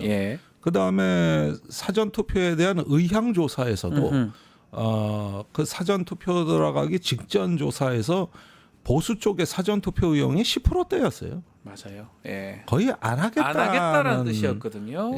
이런 어떤 상황이었기 때문에 일단은 그 전에 이제 민주당이나 이런 야권 계열이 먼저 결집해서 사상 최고치를 달성했다. 이러면 공포감을 주죠. 어마어마하다. 그렇죠. 사전투표에서 이런 게 있고 반면에 저쪽에서는 이 또한 해야 될지 말아야 될지 망설이는 과정에서 상당히 결집도가 저해됩니다. 이런 정치적 효과는 매우 큰 거죠. 결국 지금 말씀을 좀 해주셨지만 호남 지역, 특히 전남, 강주, 전북 하고 지금 대구, 경북 그 차이점이잖아요. 그렇습니다. 가장 높은 지역하고 가장 낮은 지역이에요. 그런 것들이 지금 반영되고 있다고 봐야 되는 거네요. 예, 그렇습니다. 이게 투표를 보는 기본적 시각 차이다. 지역 정서가 사전 투표를 너무나 다른 관점, 다른 견해로 바라보고 있다는 게 수치로 입증이 돼 버렸습니다. 그런 만큼 이제 사전 투표 열기가 이렇게 어떤 다르다는 것은 이후에 투표에 대한 신뢰도를 저하시키는 어떤 그 견해 차이로 극심하게 드러날 가능성이 매우 높다. 그렇군요. 결국 이 한국 사회에서 음모론이 또 계속 유지될 토양이 만들어지는 거 아닌가. 이 점에서 매우 우려스럽다. 이번 선거 끝나고도 계속 저 얘기 나올 수도 있겠네요. 부정선거, 그렇죠. 그다음에 사전투표하지 말라. 사전 선거 때문에 졌다. 이 얘기를 또 하는 게 또 할 것 같아요. 이제 본투표에 다 몰릴 거 아니겠습니까? 보수표가? 그러다 보면은 아무래도 하루에 다 해야 된다는 부담감 때문에 투표율에 손해봤다. 이 주장 가능하죠. 그 주장할 것이고. 이 투표는 현대 이 선진국 민주주의 국가들의 투표의 현대적 추세는 투표의 편의성을 제고하는 방향으로 발전돼 온 겁니다. 그런데 항상 보수는 그게 못마땅했죠. 그래서 미국의 흑인들은 신분증 검사하고 그다음에 유권자 등록 안 하면은 투표 자격 안 준다. 못하게 하고 우편 투표도 이거 못한다. 이런 식으로 해가지고 흑인 투표를 확 그냥 반토막 내버리니까 편의성을 떨어뜨려서 많은 사람들이 참여 못하게 하는 결과가 되는 거잖아요. 그렇죠. 그렇게 되면은 중산층 이상 또 여기 어떤 그 화이트 인종들한테 유리해지니까 그러니까요. 이런 식으로 해서 주 단위 선거에서 뒤집힌 데가 한두 군데가 아닙니다. 그렇게 보면은 이런 투표의 편의성을 제고하자고 하는 민주주의 좋은 제도가 공격받고 이렇게 되는 것인데요. 사실은 우리나라는 선호 투표제도 없고 이거 한 번 투표하는데 30분 걸리거든요. 찍는 데만 30분 걸립니다. 맞습니다. 그런데 선호 투표제도 우리나라는 없는 나라고 어디 호주, 뉴질랜드 가면은 투표해서 투표장 안에 들어가서 30분이거든요. 그러면 애기 유모차에 데리고 왔는데 이 힘든 투표를 다 하거든요. 근데 우리나라는 그런 제도도 없고 간편하고 이렇게 어떤 편의성을 높여놨더니 이제 이거를 가지고 따로 이제 음모론을 제기해서 엎어버린다? 야, 이렇게 되면 또 미국 같이 되는 거예요. 그러면 이제 유색인종들 투표율 떨어지는 거고. 그러니까요. 이 지금 사전 투표를 사실은 편의성 말씀을 하셨는데 뭐 후보들도 아마 그렇게 생각하는 것 같아요. 모든 후보는 첫날 사전 투표 다 마무리 했어요. 그만큼 이게 편리하고 또 편의가 있고 지지자를 또 해달라는 그런 뜻으로 봐야 되지 않겠습니까? 그럼요. 그러니까 이제 불안하니까 다 넣은 거거든. 다 나왔어요. 다 불안하니까 안 하고 못 빼기죠. 예. 예, 그러기는 한데 이렇게 좋은 제도, 이렇게 어떤 편의성을 높이고 이렇게 유권자 중심으로 투표 제도를 설계해 준 게 민주주의의 초석입니다, 사실은. 맞습니다. 지금 저 투표일에 어떤 소규모 기업에서 저 휴업 안 시켜주는 회사 많아요. 사실상 이 생계를 저기 수단으로 네. 투표를 저해하는 이런 요소들이 많은데 만약에 사전 투표제가 없으면 못 찍잖아요. 그 사람들 투표율 투표권이 훅 떨어지지. 없는 거잖아요. 이런 것들입니다. 그러니까 네. 모든 국민에게 공정한 기회를 주기 위해서 네. 하는 것이지 이게 무슨 개표 조작을 하기 위해서라는 말도 안 되는 소리. 이렇게 해가지고 해놓으니까 이런 민주주의 제도에 적응이 안 되는 거고 우리나라 보수는 뭐 다른 나라도 그렇지만 투표율이 높아지는데 항상 공포감을 가져와요. 두려워하는 것 같아요. 네. 투표율 높아지면 우리한테 불리할 것이다. 이렇게 네. 생각하는 것 같아요. 그러니까 민주주의가 두려운 거예요. 반대잖아요. 원래 투표율 높으면 좋아야 되잖아요. 사실은 그렇죠. 민주주의라면. 네. 근데 지금까지 보십시오. 제가 30년간 정치를 봐봤는데 네. 투표율이 엄청나게 높습니다. 이러면 이상하게 어떤 민주진보 계열 정당들에서 막 만세를 부르고 네, 그랬었어요. 보수 정당은 겁을 먹더라고요. 시무룩해지고요. 이게 30년째예요. 30년째. 똑같은 상황이 반복되고 있는데 자 사전 투표 지금 후보들이 다 갔는데 장소를 한번 짚어보면 지금 이재명 후보는 서울 신촌, 그리고 김문수 후보는 인천 계양, 네. 또 이준석은 동탄, 권영국 후보는 여수. 장소에 담긴 메시지도 우리가 파악할 수 있는 겁니까? 네, 그렇게 보여야 되겠습니다. 네. 사실은 이번에 이준석 논란도 있었지만 이재명 후보의 여전한 과제는 2030 청년층이에요. 젊은이들. 네, 이 부분이 일단은 가장 큰 과제인데 일단 신촌 쪽이라는 거는 신촌에서 홍대 입구로 이어지는 청년 벨트를 네. 공략한다는 의미가 저기 되겠고 젊은이들 많기는 많아요. 신촌 지역은. 요즘은 뭐 홍대 앞이 더 많아요. 예, 맞습니다. 그런 어떤 그 상징성을 본 거라고 봐야 되겠고 네. 그다음에 김문수 후보는 뭐 인천 상륙 작전 여전히 이제 방공 캠페인으로 네, 대역전극이다. 캠페인입니까? 예. 대역전극이라 그러면서 예. 메가더 장군이 대역전. 아니 그러면 인천 뭐 어디 저기 다른 데서 하면 되는데 송도나 뭐 그런 데서 해야 되는데 왜 또 계양 가서 하긴 했어요? 그 이재명 지역구죠. 이재명 후보 지역구니까 심장에 가서 한다. 심장에 가서 한다. 도발적 예. 어떤 그 투표라고 할 수 있겠고. 네. 뭐 이준석이야 동탄에서 했으니 이건 뭐 딱히 네. 뭐 할 만한 자기 집. 평가는 없죠. 네. 그냥 자기 집이고. 권영국 후보 여수 산단이 그것도 좀 저는 좀 어떤 의미를 좀 부여해야 되는지 모르겠어요. 근데 이게 지금 그 금호 타이어 광주에서도 대규모 화재가 나고 했지만 네. 이럴 때는 국가나 지자체가 나서서 다 도와줍니다. 예. 그런데 그 과정에서요. 회사는 사는데 노동자는 다 잘려요. 그러니까요. 여수 산단이 지금 그렇습니다. 아하. 그러니까 이게 회사들은 뭐 국고 지원을 한다, 기업을 살린다, 뭐다 하지만은 그 와중에서 오히려 노동자는 퇴출되거든. 네. 이 부분을 주목했던 것 같아요. 그래서 여수 산단에 이제 폐업이 많이 되는 이런 어떤 공장들 이런 걸 보면서 기업의 주체는 노동자다. 기업의 주체는 한쪽이 자본이라면 한쪽은 노동자가 그 주축인 것이고. 맞습니다. 그래서 기업 뭐 이렇게 하지 말라. 그건 기업은 뭐가 기업이냐? 노동자다. 그러니까 국가의 주체는 국민인 것이고 어떤 그 공동체 주체는 시민인 거고 기업의 주체는 일하는 사람이고 노동자다. 이런 어떤 부분들을 자꾸 강조하는 일관된 메시지죠. 그것 때문에 여수에서 시작을 했다라고 보면 무방할 것 같고요. 자 토론 얘기를 하지 않을 수 없습니다. 그 현장에 또 계셨죠? 있었죠. 예. 3차 토론에 이준석 후보의 발언. 당시 어떻게 들으셨어요? 특히 질문 자체는 권영구 후보한테 그 질문을 했는데 제 느낌 저도 그 토론을 다 봤는데 권영구 후보가 뭔 말이지 이런 뭔 질문하지 이렇게 받아들이는 느낌. 답변 안 해버리겠다. 예, 뭐 너무 이상한 얘기를 하니까. 상스러우니까. 갑자기 이상한 얘기를 하니까 어떻게 그때 보셨습니까 당시? 좀 뭐 감전된 느낌이었죠. 왜 저런 질문하지 이렇게? 그 나오는 게 도저히 받아들일 수 없는 어떤 사실 굉장히 충격적이었습니다. 네. 그런데 사람들이 처음엔 이게 뭐지 했지 그다지 심각한 건지 뭔지도 몰랐어요. 네. 직후에는. 네. 제가 10시 40분에 오마이 TV 인터뷰를 했는데 전화로. 바로 인터뷰 하셨죠. 예. 예. 이 선열이 낭자한 네거티브 공방전 아주 뭐 피가 철철 흘렀거든요. 네. 그런데다가 이런 핵폭탄까지 터졌다. 핵폭탄이다 이거는. 이랬는데도 오연호 대표가 예.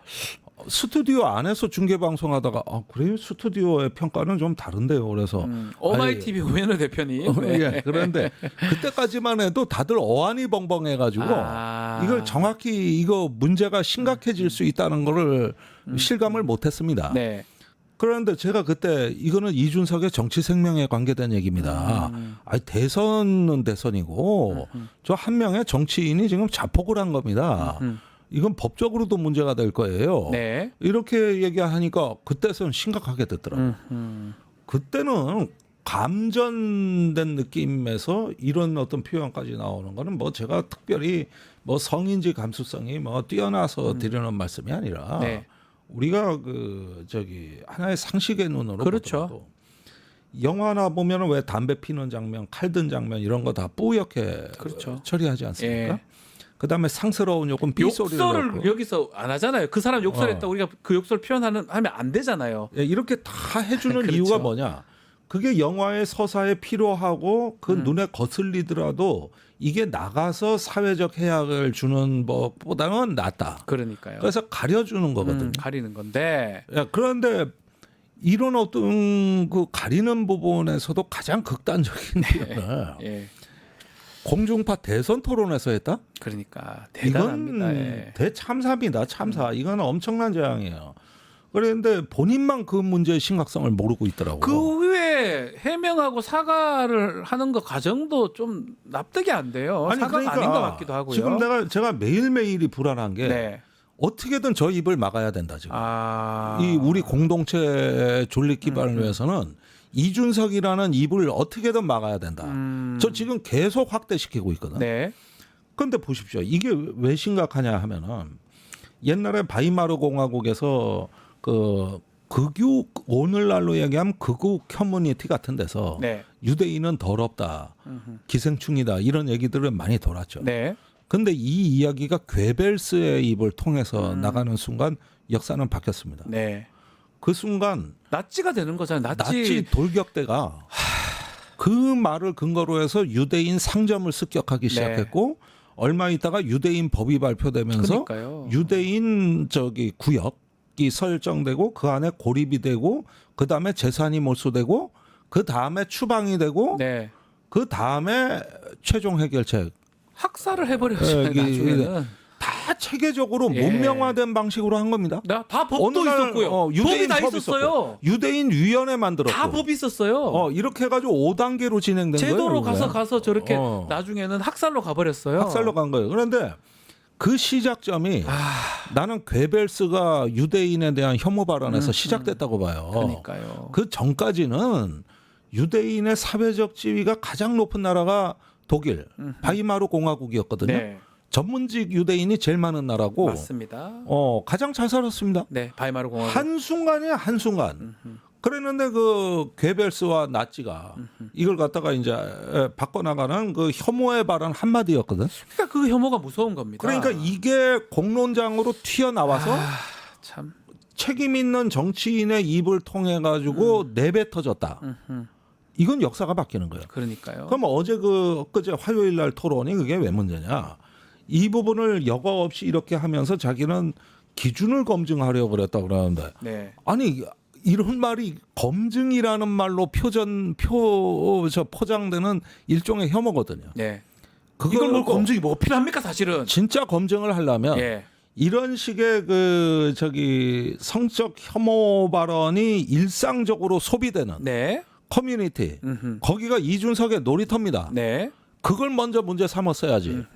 거기가 이런 어떤 그 혐오를 전파시킨 진원지인데. 팸코라고 일컬어지는 커뮤니티 예. 등. 그러면은 거기는 가만 놔두고 거기에서 제공한 정보를 가지고 예. 이재명을 검증한다? 이게 무슨 검증입니까? 그런 검증이 필요하면은 예. 자기부터 선언을 해라. 그 네. 팬코로부터 결별하겠다고. 그러니까요. 이러니까 소비되는 걸 장려하면서 실제로는 그것에 대한 엄격한 도덕적 기준을 제시한 거다. 이거에 바로 위선과 기만의 이중성이라고 우리가 보는 거예요. 본인이 지금 이런 걸 확대시켜 놓고 네. 이걸에 대한 도덕을 얘기하고 있다는 그 가증스러운 발언에서 예. 저는 그날 밤에 이미 오마이 TV 할 때 이건 정치 생명의 문제입니다. 이런 식으로 저는 봤어요. 근데 그 이후에 오히려 무슨 판결문 갖고 와가지고 판결이 됐는데 자기는 검증하는 건데 등등 왜 내한테 이렇게 하느냐. 이재명 후보 아들 글을 인용한 거다 등등에 오히려 더 강하게 나오고 있는 또 모양새거든요. 강하게 나오고 국민의힘까지 가세했습니다. 예, 국민의힘 좀 가세한 상황이고요. 예, 김용태도 어정쩡하게 비대위원장이 얘기를 했는데 이게 얼마나 무서운 현상이냐면 나는 오히려 이준석 후보의 지지율이 올라갈 것 같아요. 네. 올라갈 수도 있다고 보십니까? 왜냐? 아하. 그쪽이 결집된 극우 커뮤니티 쪽에 확장되고 거기서 유입될 거다. 반면에 이제 여태까지 이준석의 그 정치 인생에서 우리가 좀 그래도 긍정적으로 봤던 거는 개혁 보수, 그러니까요. 경제 민주화를 말하는 이준석, 예. 반공 보수하고 선긋기 이렇게 하면서 대구 김광석 거리에서 그 대표직에서 쫓겨나와 가지고 연설할 때 네. 이제 개혁 보수의 길을 가겠다고 하는 그 울림이 있었고 거기서 일단 중도층이 반응했다고 봐요. 네. 그런데 그 지지는 끝나고 그 대신 이게 빠져나가는 대신 새로 들어오는 게 극우 청년이 되는 거니까 그러네요. 이건 서로 상쇄된다고 봐야 돼요. 그러니까 지지율이 떨어지지 않을 수도 있어요. 아하. 그런데 빠진 만큼 들을 수도 있다 이 말씀이네요. 예. 그렇죠. 거기에다가 정치적 효능감이 있는 세력들이에요. 우리가 오세훈 서울시장하고 윤석열 대통령을 만들었다는 일종의 자기 효능감이 강합니다. 네. 사실은 그때 2030 남성표가 결집되면서 맞습니다. 오세훈 윤석열이 탄생한 건 맞거든요. 이른바 세대 포이론이라고 표현을 하더라고요. 그쪽에서는 예, 60, 70대가 있으면 자기들 20, 30대가 해가지고 그렇죠. 됐다 이 말씀들을 하긴 하더라고요. 그 원래 옛날 조갑제가 원조인데 네. 이제 이준석이 이렇게 계승을 했죠. 네. 그런데 그때까지만 해도 윤석열과 이준석은 전혀 다른 인물이었거든요. 네. 근데 이번에는 윤석열이 사라진 자리에 그 남아있는 극우 찌꺼기를 이준석이 수거해 간 거예요. 그렇게 하면서 극우 청년 커뮤니티를 지편으로 돌려세웠지. 네. 이렇게 되면은 이후에 어떻게 되느냐. 40대 윤석열이 탄생한 겁니다. 40대 윤석열이 탄생하는 거예요. 네. 근데 이번에는 더 이게 독성이 강하다고. 그럴 것이 이준석이 그 방송 토론뿐만 아니라 다른 자리에서도 이 말펀치라는 게 네. 이게 게임의 그 아이템 같이 써먹는다고 이거를. 맞아요. 예. 그래가지고 분리하면은 왜 폭탄 하나 센 거 터트리면은 싹 죽잖아. 맞습니다. 예. 그런 식으로 이걸 게임하듯이. 써먹고 준비해 왔다는 거예요. 이렇게 되면은 이후에 이 정치판이 저는 굉장히 우려되는 게. 네. 그 2030 청년층들을 분노 세대로 결집시키고 분노로 예, 그렇게 함으로써 지혜의 길로 가지 않고 분노의 길로 간다. 두들겨 엎어버린다. 공격적이다. 이러면서 세대를 분열시키고 남녀를 분리시킨다. 여기에서 얻어지는 그 달콤한 반사 이익을 이준석이 왜 포기하겠냐. 그래서 지지도가 떨어지냐 아니냐를 논하는 게 아니라 그 지지의 성격이 뭐냐를 따져봐야 될 문제예요. 이거는. 그러니까요. 네. 자, 이준석 후보가 뭐 그 후에 사과라고 하지만 그게 정확한 사과라고 보기도 어렵고 또 국민의힘도 가세한 모양새고 저 내용이 사실 나오는데 이것도 다 선거 전략이라고 봐야 되겠네요. 그러면. 그러니까 전략인데 확인해 보니까 공식 그 TV 토론 팀이 있긴 있었는데. 네. 이 팀에서도 이 발언이 나올 걸로 예상한 사람은 한 명도 없었어요. 몰랐다는 거예요? 심지어 천하람 의원도 몰랐던 것 같아요. 그럼 어디서 하느냐? 어떻게 한 겁니까 이거? 그거 아까 얘기한 팬콘 코리아 극우 사이트 하루 종일 노트북 펴놓고 그거 본다는 건데. 네. 그러니까 유튜브와 그 극우 커뮤니티에 빠진 거는 윤석열이나 이준석이나 똑같다니까. 예. 똑같아요. 그런데 거기에 포획이 되면서 그쪽의 비선 라인. 네. 이게 이제 동탄 지역구 선거할 때 붙었던 팀인 것 같은데 요쪽에서 유통된 것 같다. 그러니까 공식적인 라인이나 실무자는 다 배제된 거죠. 이렇게 보면은 이것도 이준석식 정치인데 국민의힘 대표할 때부터 이준석 키즈들이 몰려왔잖아요. 네. 그 뭐 대변인 배틀도 했고 그러던 사람들이 다 떠난 이유가 제가 만나서 얘기해 보면 다 똑같아. 지금은 없습니다. 이준석 주위에 그때 왔던 사람들은 거의 다 없어요. 사라졌어요. 그 신인규 변호사 같은 경우도 얘기 있고 뭐 있는데 다 얘기가 보면 똑같은 게 이준석은 남의 말을 듣는 사람이 아니라 포용력도 없고 자기 혼자 모든 걸 결정한다. 그래서 대부분 떨어져 나간다는 거죠. 예. 알겠습니다. 뭐 이것도 지켜보기로 해야 되는데 대선 이제 D-4일 본투표가 다음 주 화요일입니다. 벌써 그래야 된다. 예, 의원님께서 주목하고 있는 마지막 관전 포인트 변수 뭐 있을까요? 좀 짚어주시면 좋을 것 이제 같습니다. 뭐 큰 승부는 더 이상 변수가 없을 걸로 없을 봅니다. 것이다. 예, 변수가 없는데 이후에 대선의 막바지에는 저기 국민의힘이 이제 네거티브로 나왔고 제가 그날 TV 토론장에서도 황당한 게 옆방이 저 김문수 후보 수행원 팀이었는데 2시간 내내 네거티브를 할 때마다 무슨 야구장에서 말로 홈런 자기 보고 온 것처럼 다 그 분위기였어요. 그러니까 저렇게 미쳤구나. 카타르시스를 느끼나 봐. 근데 거기는 그렇게 간 거고 이제는 이재명 후보가 대통합을 말하는 마지막에 그 유장한 서사를 한번 구사해서 이제 갈라진 나라 또 무너진 나라를 회복하는데 어떤 그 책임 있는 모습을 보여주면서 마무리할 때입니다. 이런 걸 통해 가지고 다음 정부가 어떤 명실공히 통합의 정부가 될 수 있는 이런 어떤 그 하나의 지금부터 준비가 시작이 되고 이렇게 돼야지 이 감정에 휘말리면 그러면 또 1, 2년은 그냥 또 갈등 이게로 되겠네요. 뻔하거든요. 우리가 뭐 한두 번 봤습니까? 어쩌면 선거가 통합의 계기가 돼야 된다. 이렇게 생각하시는 그런 면에서 이제는 초월해라. 초월해라. 그런 주문을 하고 싶고 또 이제 뭐 권영국 후보도 나름 열심히 했습니다. 그래서 잘 좀 너무 미워하지 마시고 잘 좀 또 살펴봐 주시기를 바랍니다. 자, 오늘 최강 디펜스는 여기서 마무리해야 될 것 같습니다. 김종대 의원님 감사합니다. 네, 감사합니다. 자, 1부 마치기 전에 짧게 소개 좀 해드리겠습니다. 6월 3일 저희가 준비한 뉴스토마토가 준비한 내란 끝장쇼 아직 신청 안 하셨다면 꼭 좀 서둘러 주십시오. 자, 이 내란 끝장내는 이 상황에서 아주 공연 많이 준비했습니다. 클래식 또 대중가요 다양한 공연 준비했고요. 저도 지금 여러분과 이날 이 시간에 만나 뵙고 우리 김종대 의원님도 그날 나오십니다. 많은 시청 또 많은 신청을 부탁드리겠습니다. 자, 꼭 지금 신청 좀 해주시기 바랍니다. 그래서 뉴스 인사 프라임 3개와 K가 이어집니다. 조금만 기다리십시오.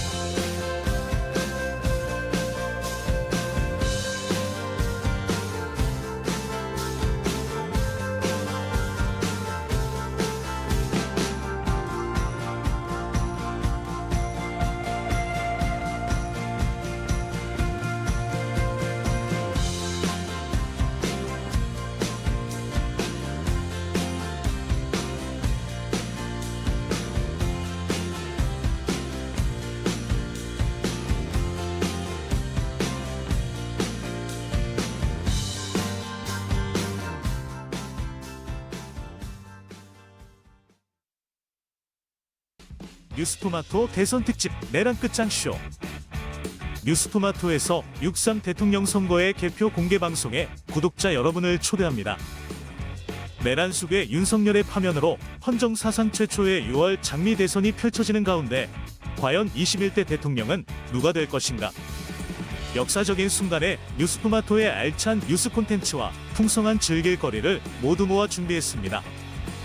6월 3일 오후 6시 이 토마토 빌딩 지하 1층 토마토홀에서 펼쳐지는 역사적인 순간. 뉴스토마토 대선 특집 내란 끝장쇼. 여러분의 많은 관심과 참여 바랍니다.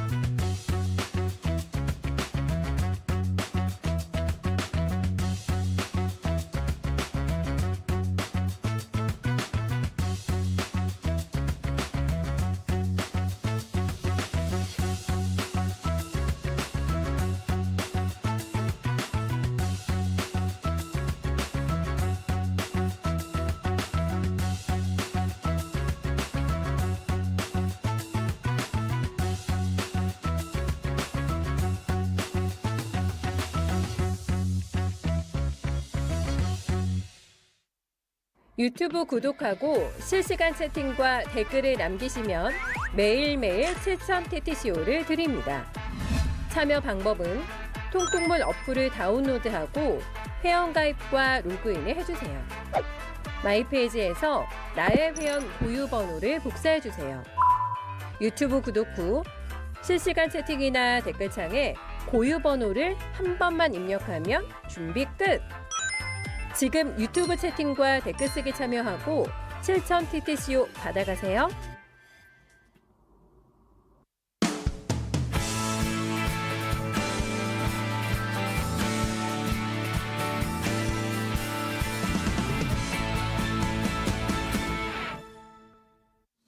한 발 더 들어가는 고품격 시사대담 뉴스 인사 프라임 시작하겠습니다. 매주 금요일 세계와 K입니다. 이 시간에는 세계 속의 한국, 우리가 알아야 될 세계 소식 전달해 드리겠습니다. 문희정 평론가, 일리아 교수, 알파고 기자 함께하겠습니다. 세 분 안녕하십니까? 네, 안녕하세요. 자, 사전 투표 오늘까지 진행되고요. 6월 3일까지 본투표 됩니다. 6월 3일날 본투표죠. 외신 얘기 좀 해보겠습니다. 우리나라 대선을 많이 주목하고 있습니다.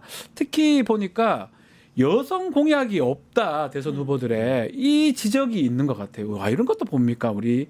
네, 이거 사실 지난번 대선에서도 네. 이 얘기가 나왔었어요. 당시에 윤석열 후보가 여가부를 폐지하겠다라는 얘기를 하지 않았습니까? 맞아요. 그러면서 여성 정책이 실종됐을 뿐만 아니라 오히려 반페미니즘적 정서를 더 강화시키고 있을 뿐만 아니라 네. 그러니까 양성 간의 어떤 갈등을 조장하고 있다 이런 얘기까지도 지난번 대선에서 굉장히 심각하게 다뤄졌었거든요. 네. 외신 입장에서는 사실 그런 부분이 굉장히 크죠. 근데 이번에도 사실 그 부분과 관련해 가지고 지금 이재명 후보도 그렇고 김문수 후보도 그렇고 눈에 띄는 여성 정책이 없다, 적극적인 정책이 없다라고 얘기를 하고 있는데 저는 이번에는 조금 양상이 다른 부분이 뭐냐면은 이번 그 핵심 의제는 내란 종식이잖아요. 내란 종식이죠. 네, 사실은 퇴보한 대한민국의 민주주의를 정상화시키는 걸 이제 목표로 하고 있는 대선이기 때문에 네. 아무래도 그 부분이 좀 등한시 되는데 외신 입장에서는 사실 지난 그 불법 계엄 사태 때 많은 여성들이 그 시위를 이끌었지 않습니까? 그래서 그 부분에 대해서 여전히 한국 정치계는 좀 무심하다. 그리고 한국의 성평등 지수가 낮은 편이거든요. 네. 그래서 이런 부분과 관련해서도 사실 K-팝, K-드라마 이렇게 정말 한류가 전 굉장히, 세계적으로 유행을 네, 하는데 그 다 상황에서 보고 있는데. 많은 사람들은 좀 이해가 안 되는 부분이 바로 그러네요. 이 여성 정책과 관련된 부분이다라고 지적을 하고 있는 거죠. 그리고 TV 토론에 얘기를 하지 않을 수가 없는데 이준석 후보의 여성에 대한 성폭력 이 묘사 이 발언, 이것도 외신에서 좀 바라봤던 것 같아요. 두 분 또 들으셨고 외신에서도 눈여겨보는 부분 같습니다. 그러니까 이거는 네. 뭐 우리나라에서도 당연히 다 봤고요. 그러니까 네. 해외에서도 영국 파이낸셜 타임스 같은 경우는 이런 거에 대해서 아예 기사를 냈어요. 야, 영국에서 세게 그래서 냈네요. 우리 4번 후보님 또 이제 얘기를 하면서 소개를 하면서 네, 4번 후보가 이준석 후보예요. 엔티 페미니스트 캔디데이트 뭐 이렇게 나오죠. 완전 저게 즉각 보도가 돼버렸어요. 그러니까 워낙 이 네. 후보의 경력에 이런 안티 페미니스트 발언이라든가 이런 것들이 굉장히 많기 때문에 그거 다 소개하면서 네. 이제 뭐 현재 대한민국 사회의 뭐 아픈 증상이다 뭐 이런 얘기를 하면서 기사를 냈습니다. 우리만 아는 게 아니에요. 외신에서도 정확하게 바라보고 있습니다. 지난번에 여가부 폐지하겠다라고 얘기했던 안티 페미니스트 이렇게 나오면서 또 이런 성폭력 행위를 묘사한 발언도 있었다. 이렇게 외신도 주목을 했던 것 같습니다. 알파고 할 말 있어요? 중동에서는 투표하는 것만으로도 너무 감사한 일이니까. 중동은 그렇습니까? 저기 너무 차이가 많이 나는 그러니까 것같아요. 중동은 뭐 우리가 뭐 네. 아는 분 알겠지만 여성의 투표권을 받은 적도 좀 얼마 안 된 거죠. 솔직히 말하자면 네. 스위스 다음에 여성의 잠정권을 주는 나라는 1위는 제일 먼저 준 거는 스위스예요. 스위스. 두 번째는 튀르키예요. 그러면 그렇게 예, 이제 그렇게 빨랐어요? 의아하죠. 예, 처음 들었어요. 그만큼 이렇게 유턴한 거예요. 유턴한 거예요? 이제 물론 아직도 지금 국회에서는 여성분들이 많고 물론 에르도안은 그 이미지 관리 차원에서는 항상 내각에 최소 한 명 정도 여성 뭐 최소 한 명이에요? 최소 한 명이에요? 근데 이 여성 전체적으로 봤을 때는 솔직히 말하자면 아랍에미레이트는 너무나 신기한 현상을 보여주고 있어요. 내각에는 여성 맞아요. 장관이 몇 명 계시고 예. 그 중에 여성 장관 한 명이 제가 그때 확인했을 때 나이가 27살, 29살이었어요. 젊네요. 그렇게 어린 여자를 예. 거기에다가 장관을 임명시키면서 야, 우리는 편하고 싶다. 네. 편하고 있다는 예. 아랍에미리트. 네. 어쨌든 중동에 많은 나라들도 사실은 뭐 좀 다르긴 하지만 네. 그 쳐다보고 있고 다른 외신도 보고 있고 외신이 주목하고 있는 것 같아요. 이런 부분들은. 근데 저는 만약에요. 그러니까 우리가 선진국이라고 얘기하는 나라들에서 네. 대통령 후보가 나왔는데 그 사람이 이준석 후보와 같은 발언을 했다고 생각을 해보세요. 예. 그러면 대서특필되지 않겠어요? 특별히 돼야 되죠. 네, 아니 어떻게 저런 선진국에서 저런 발언을 대통령 후보라는 사람이 할 수가 있지? 근데 사실은 경악할 만한 일인 거예요. 그러니까요. 그래서 이게 예. 16년에 미국에서 있었던 일이죠. 아 미국에서도 있었나요? 비슷한 내용이? 그럼요. 당연히 힐러리랑 트럼프가 처음 트럼프하고 붙었을 때. 네, 비슷한 일들이 있었는데 어쨌든 크게 주목을 좀 받았다. 외신도 주목을 했다라고 봐야 될 것 같고 요것도 하나 짚어보죠. 예, 스타벅스에서 이용자들한테 닉네임 불러준 관련해서 예컨대 이재명 뭐 이런 게 나오면 후보자 이름이라든지 대선 관련된 키워드 나오면 차단한 이런 결정. 선생님, 근데 이거는 예. 솔직히 말하자면 우리 사회의 문제예요. 네. 왜냐하면 아니 너는 특정한 정당을 지지할 수가 있는데 뭐 모든 것으로 동원해가지고 그 정당을 좀 약간 홍보하는 거는 좀 약간 아닌 것 같아요. 그래서 저는 다른 데서도 봤는데 스타벅스까지 이거는 전파되지는 몰라요. 이제 사람이 김문수 후보 지지자 될 수도 있고 이재명 후보 그렇죠, 지지자 될 수도 뭐, 있는데 그럴 수 있는데. 일부러 이름을 그렇게 말하고 이제 커피 나오면 모르잖아요. 이재명님, 김문수님, 커피 김문수님. 나왔어요. 이거는 솔직히 말하자면 스타벅스 문제 아니고 우리 사회의 문제예요. 좀 예. 정치를 정치하는 그 공간에서 하고 네. 우리 일상생활에서는 좀 약간 적당히 좀 약간 해야 되지 않을까. 그래서 이게 외국에서는 이 정치 양극화 아니냐 이렇게 또 보고 있긴 하더라고요. 네. 평론가님 어떻게 보셨습니까? 아니 근데 미국 같은 사회도 지금 어떤 상황이 벌어지고 있냐면 친 트럼프 기업에 대한 불매 운동이 엄청나게 벌어지고 있고 네. 머스크에 대한 비판이 테슬라. 네, 아. 테슬라 불매로 맞아요, 이어지잖아요. 맞아요. 네. 근데 이게 자본주의 사회에서는 저는 어쩔 수 없는 부분이 있는 것 같아요. 네. 그래서 사실은 이제 어느 나라건 정치적으로 양극화가 되면 안 되겠지만 있을 수밖에 없는 상황인 거고 기업들이 줄타기를 잘 해야 되는 상황이다 보니까 기업들은 일단 막고 보는 거잖아요. 그렇죠, 사실은 막아야죠. 막아야 되는 거잖아요. 매출하고 네. 직결되니까. 그러니까요. 예. 예. 자 그런 상황으로 보이는데 어쨌든 비상계엄부터 시작해서 우리 대선까지 반년 정도 윤석열이 체포되고 탄핵도 되고 뭐 등등 외신들이 다 주목을 하고 있었는데 결과까지 아마 이번에 우리 대선을 아마 외신들이 많이 주목할 것 같습니다. 다 주목할 것 네. 같아요. 이제 속보로 아마 다 나갈 거예요. 다음 주 그죠? 화요일에. 네. 지금 타임에서 보니까 어제 새벽에 나왔더라고요. 기사가 단독이라는 걸 붙여가지고. 단독이요? 네. 타임도 가끔씩 그런가요? 그래서 중구역 포도. 저 깜짝 놀랐어요. 타임에 그런 게 붙어 있어 이러고 봤더니 네. 이재명은 위기와 난간을 헤쳐나가는데 힘쓸 거다라고 얘기를 하면서 이재명 후보가 가장 유력하다라는 기사를 냈습니다. 그러면서 타임에서 네, 그의 성장 과정에 대한 얘기도 다 있었고요. 우와. 지금 현재 한국 사회가 직면한 어떤 과제들 그 부분과 관련해서 이재명 후보가 어떤 생각들을 가지고 있는지 그리고 이재명 후보가 왜 테러를 당했잖아요. 그렇죠. 그 부분과 관련해 가지고 트럼프 대통령하고 이제 비교를 해놨어요. 근데 사실 트럼프 대통령보다는 이재명 후보가 훨씬 심각했다라는 그렇죠. 식의 얘기를 하더라고요. 트럼프 그러면서 스쳤죠 그냥. 그러니까요. 예. 근데 그러면서 트럼프 대통령에 대해서 이재명 후보가 어떤 식으로 얘기를 한 게 있냐면은 나는 그가 미국의 국익을 생각하는 거에 대해서 지지한다. 나도 우리 국익을 위해서 일할 거다라고 얘기를 해요. 이건 너무 당연한 거거든요. 그렇죠. 예. 되게 많이 그리고 북한 문제와 관련해서도 트럼프는 계속 북한하고 대화하려고 하는데 너네 한국 어떡할 거야? 라고 하니까 이재명 후보가 이렇게 얘기해요.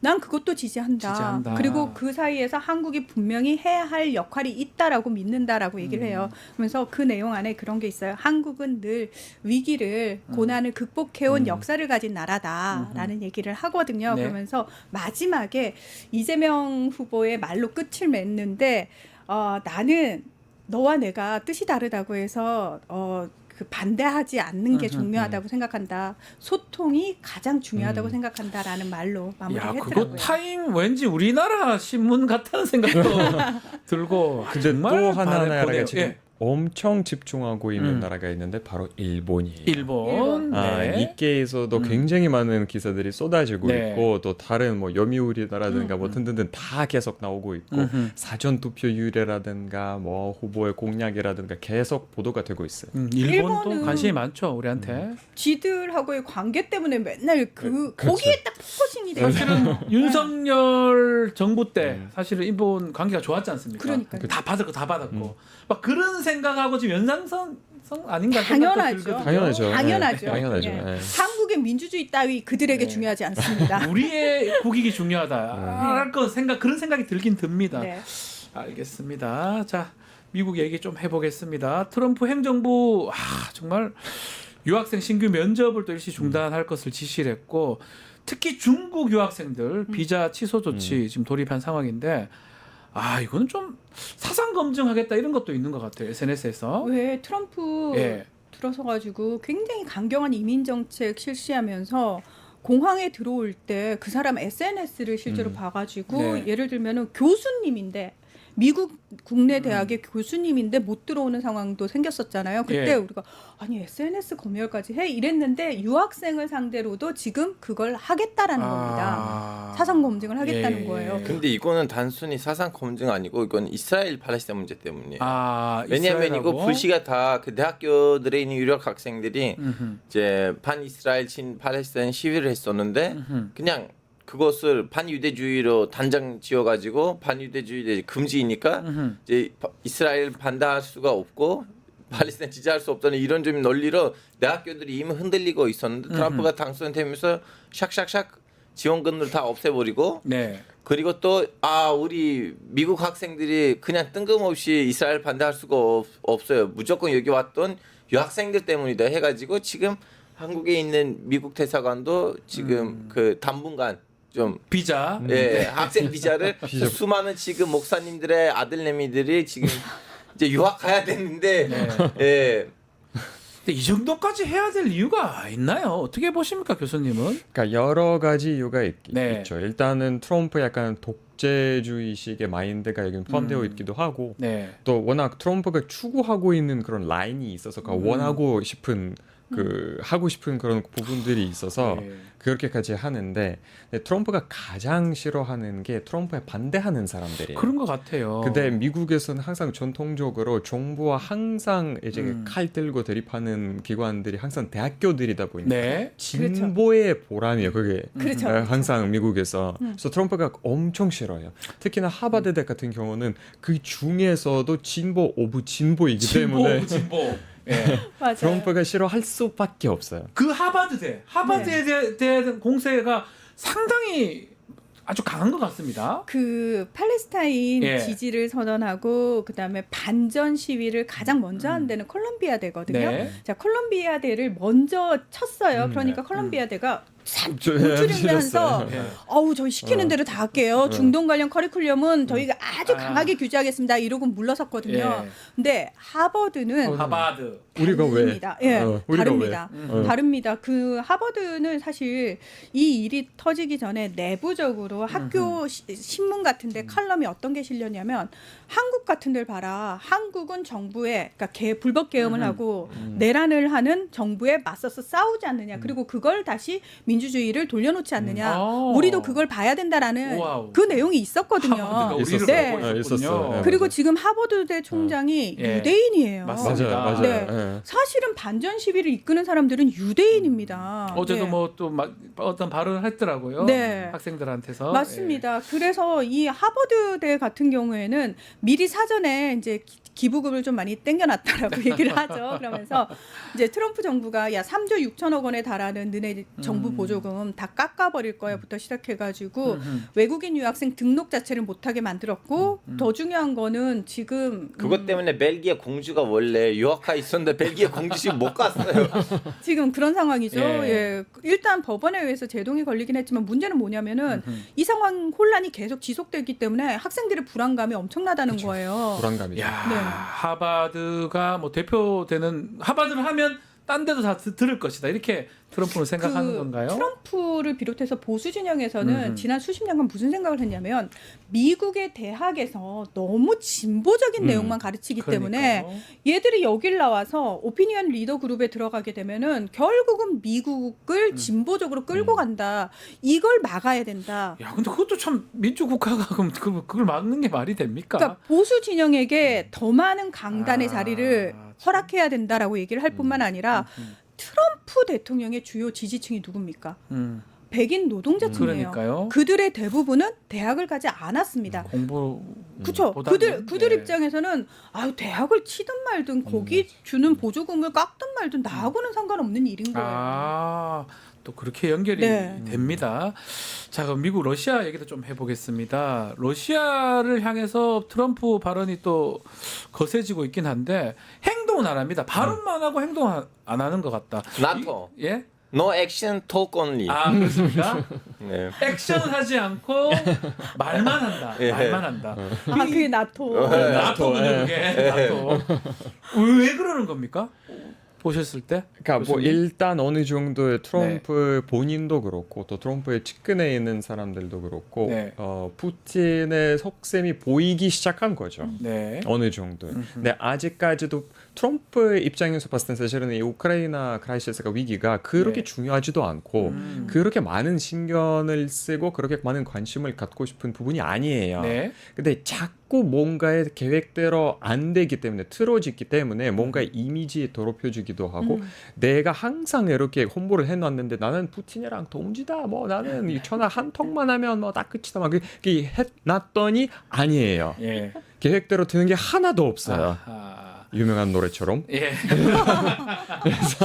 모든 건 우리 계획대로 되지 않는다. 네. 그래서 그것 때문에 지금 마음에 걸리고 있고 또 근데 푸틴도 그거 되게 존경하게 아니야 일주일 후에 내가 얘기를 해줄게 일주일 후에 만나자 또 통화하자 계속 그런 얘기를 아주 달콤한 얘기를 하고 있어서 계속 질질 끊어지고 있어요. 그게. 네. 지금 그러면 트럼프가 지금 어떤 구상을 갖고 이렇게 하는 겁니까? 트럼프가 무슨 구상이 구상이 있어요. 없습니까? 그냥 네. 즉흥적으로 하는 겁니까? 왜냐하면 상대가 있는 거잖아요. 푸틴이 어떻게 나올지 모르는 상황이고. 푸틴도 만만치 않은데. 네. 예. 그리고 또 한쪽 편에 젤렌스키라는 또 상대가 또 있잖아요. 있습니다. 네. 물론 젤렌스키를 애써서 무시하고는 있지만 푸틴 대통령이 트럼프 대통령 뜻대로 안 움직여주는 상황에서 트럼프 대통령이 아무리 모든 계획을 완벽하게 세워놨다고 한들 절대 안 될 안 것이다. 되죠. 안 될 것이다. 네.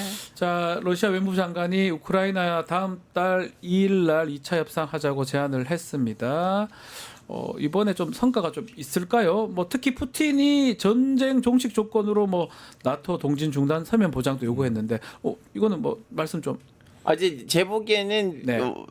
이제 트럼프는 원래 왠지 어딘가에서 푸틴하고 걸려 있는 것 같은데요. 뭔가 걸려 있을 네. 것이다. 근데 이제 트럼프는 옛날만큼 뭔가 이제 또 러시아 특히 푸틴의 뜻만큼 움직이지 않은 것 같아서 이제 물론 이제 일리아 형이 다르게 생각할 수도 있지만 네. 푸틴이 야 그럼 이제 적당히 좀 하자고 하는 자세로 변한 것인가 모르겠어요. 왜냐하면 군인이 숫자를 너무 많게 잡으면 30만 명 죽었다는 말도 있는데 언제까지 전쟁이 이어가야 되나라는 생각을 할 수도 있어요. 이 러시아하고 우크라이나 관계에 대해서 유럽 반응도 궁금합니다. 미국 유럽 반응은 좀 어떻습니까? 유럽 입장에서는 사실 지금 이렇게 푸틴이 트럼프 뜻대로 안 움직여 주는 게 좋은 거죠. 차라리 좋은 좋은 거죠. 거예요. 왜냐하면 본인들의 입지가 그만큼 커지는 거니까. 네. 젤렌스키 대통령 계속 그 얘기하거든요. 3자 회담하자. 3자 회담. 트럼프, 푸틴, 내가 모여서 얘기하자라고 하는데 푸틴은 절대 그 자리에 나오지 않습니다.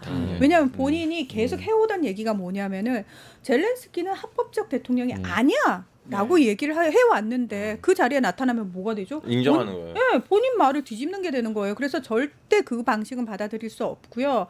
그리고 사실 어떤 의미에서는 푸틴이 트럼프 대통령을 이렇게 손바닥 위에 올려놓고 살짝 가지고 노는 느낌도 들잖아요. 저는 그 느낌 더 많이 받습니다. 그 느낌 더 받아요. 그리고 선배님 이것도 있어요. 네. 지금 이 전쟁이 이렇게 길어지고 또 미국이 이렇게 힘을 빼니까요.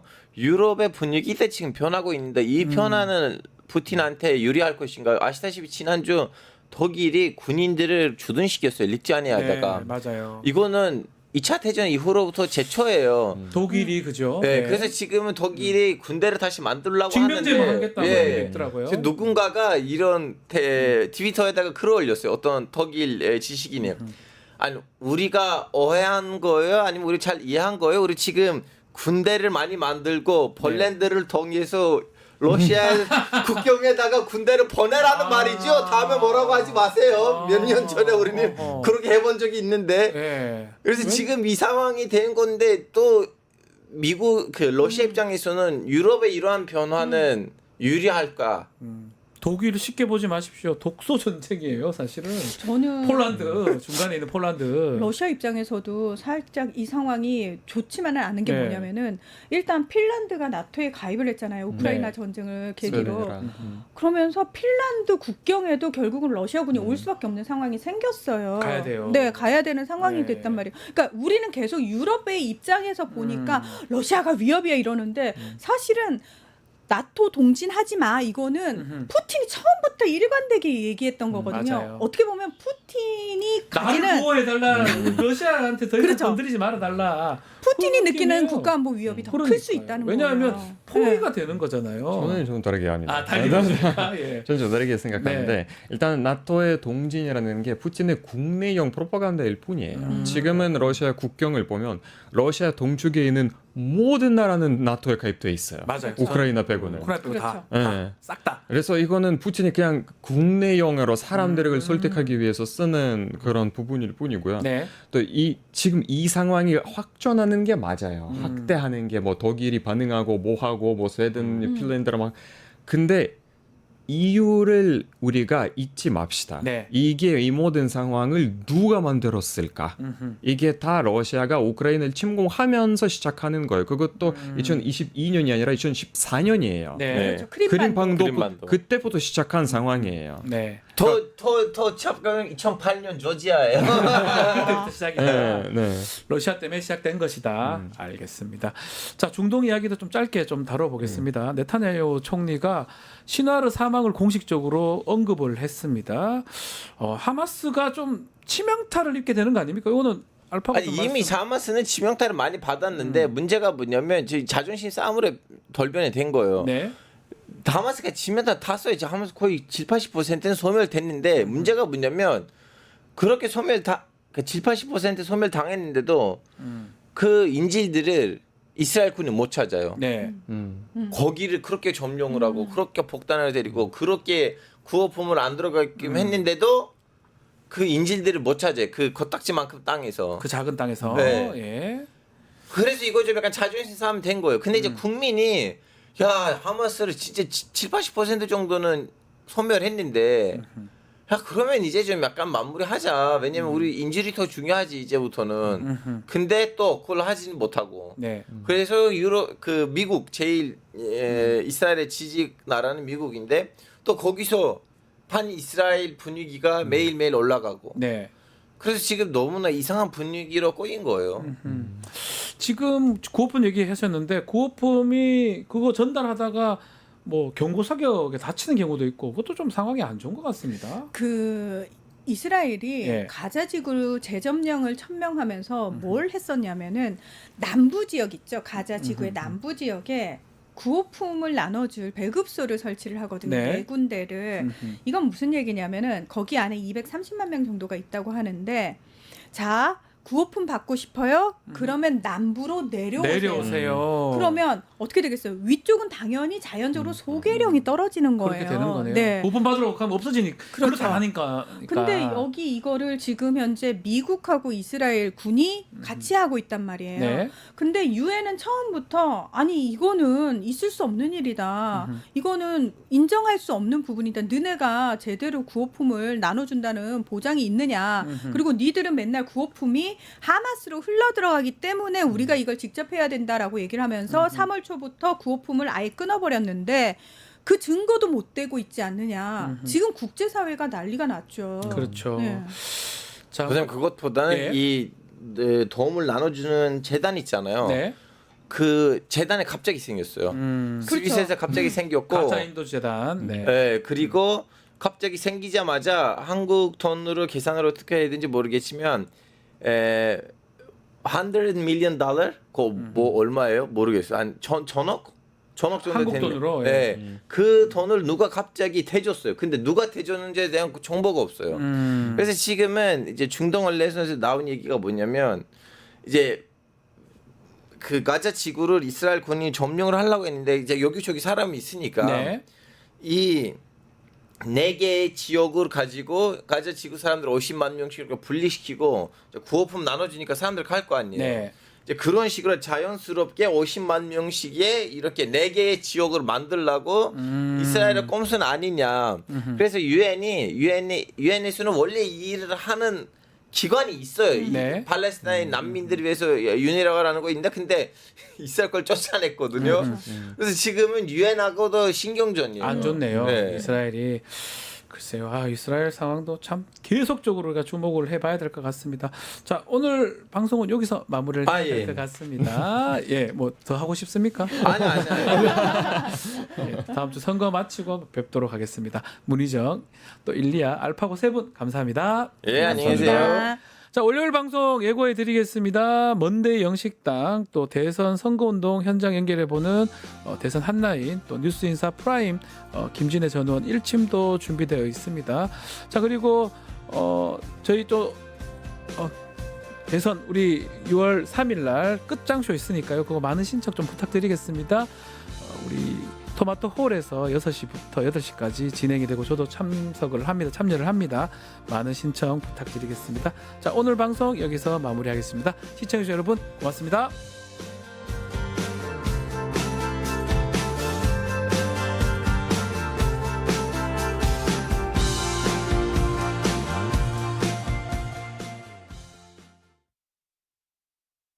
뉴스토마토 대선 특집 내란 끝장쇼. 뉴스토마토에서 6.3 대통령 선거의 개표 공개 방송에 구독자 여러분을 초대합니다. 내란 속의 윤석열의 파면으로 헌정 사상 최초의 6월 장미 대선이 펼쳐지는 가운데 과연 21대 대통령은 누가 될 것인가? 역사적인 순간에 뉴스토마토의 알찬 뉴스 콘텐츠와 풍성한 즐길거리를 모두 모아 준비했습니다. 6월 3일 오후 6시 이 토마토 빌딩 지하 1층 토마토홀에서 펼쳐지는 역사적인 순간. 뉴스토마토 대선 특집 내란 끝장쇼. 여러분의 많은 관심과 참여 바랍니다.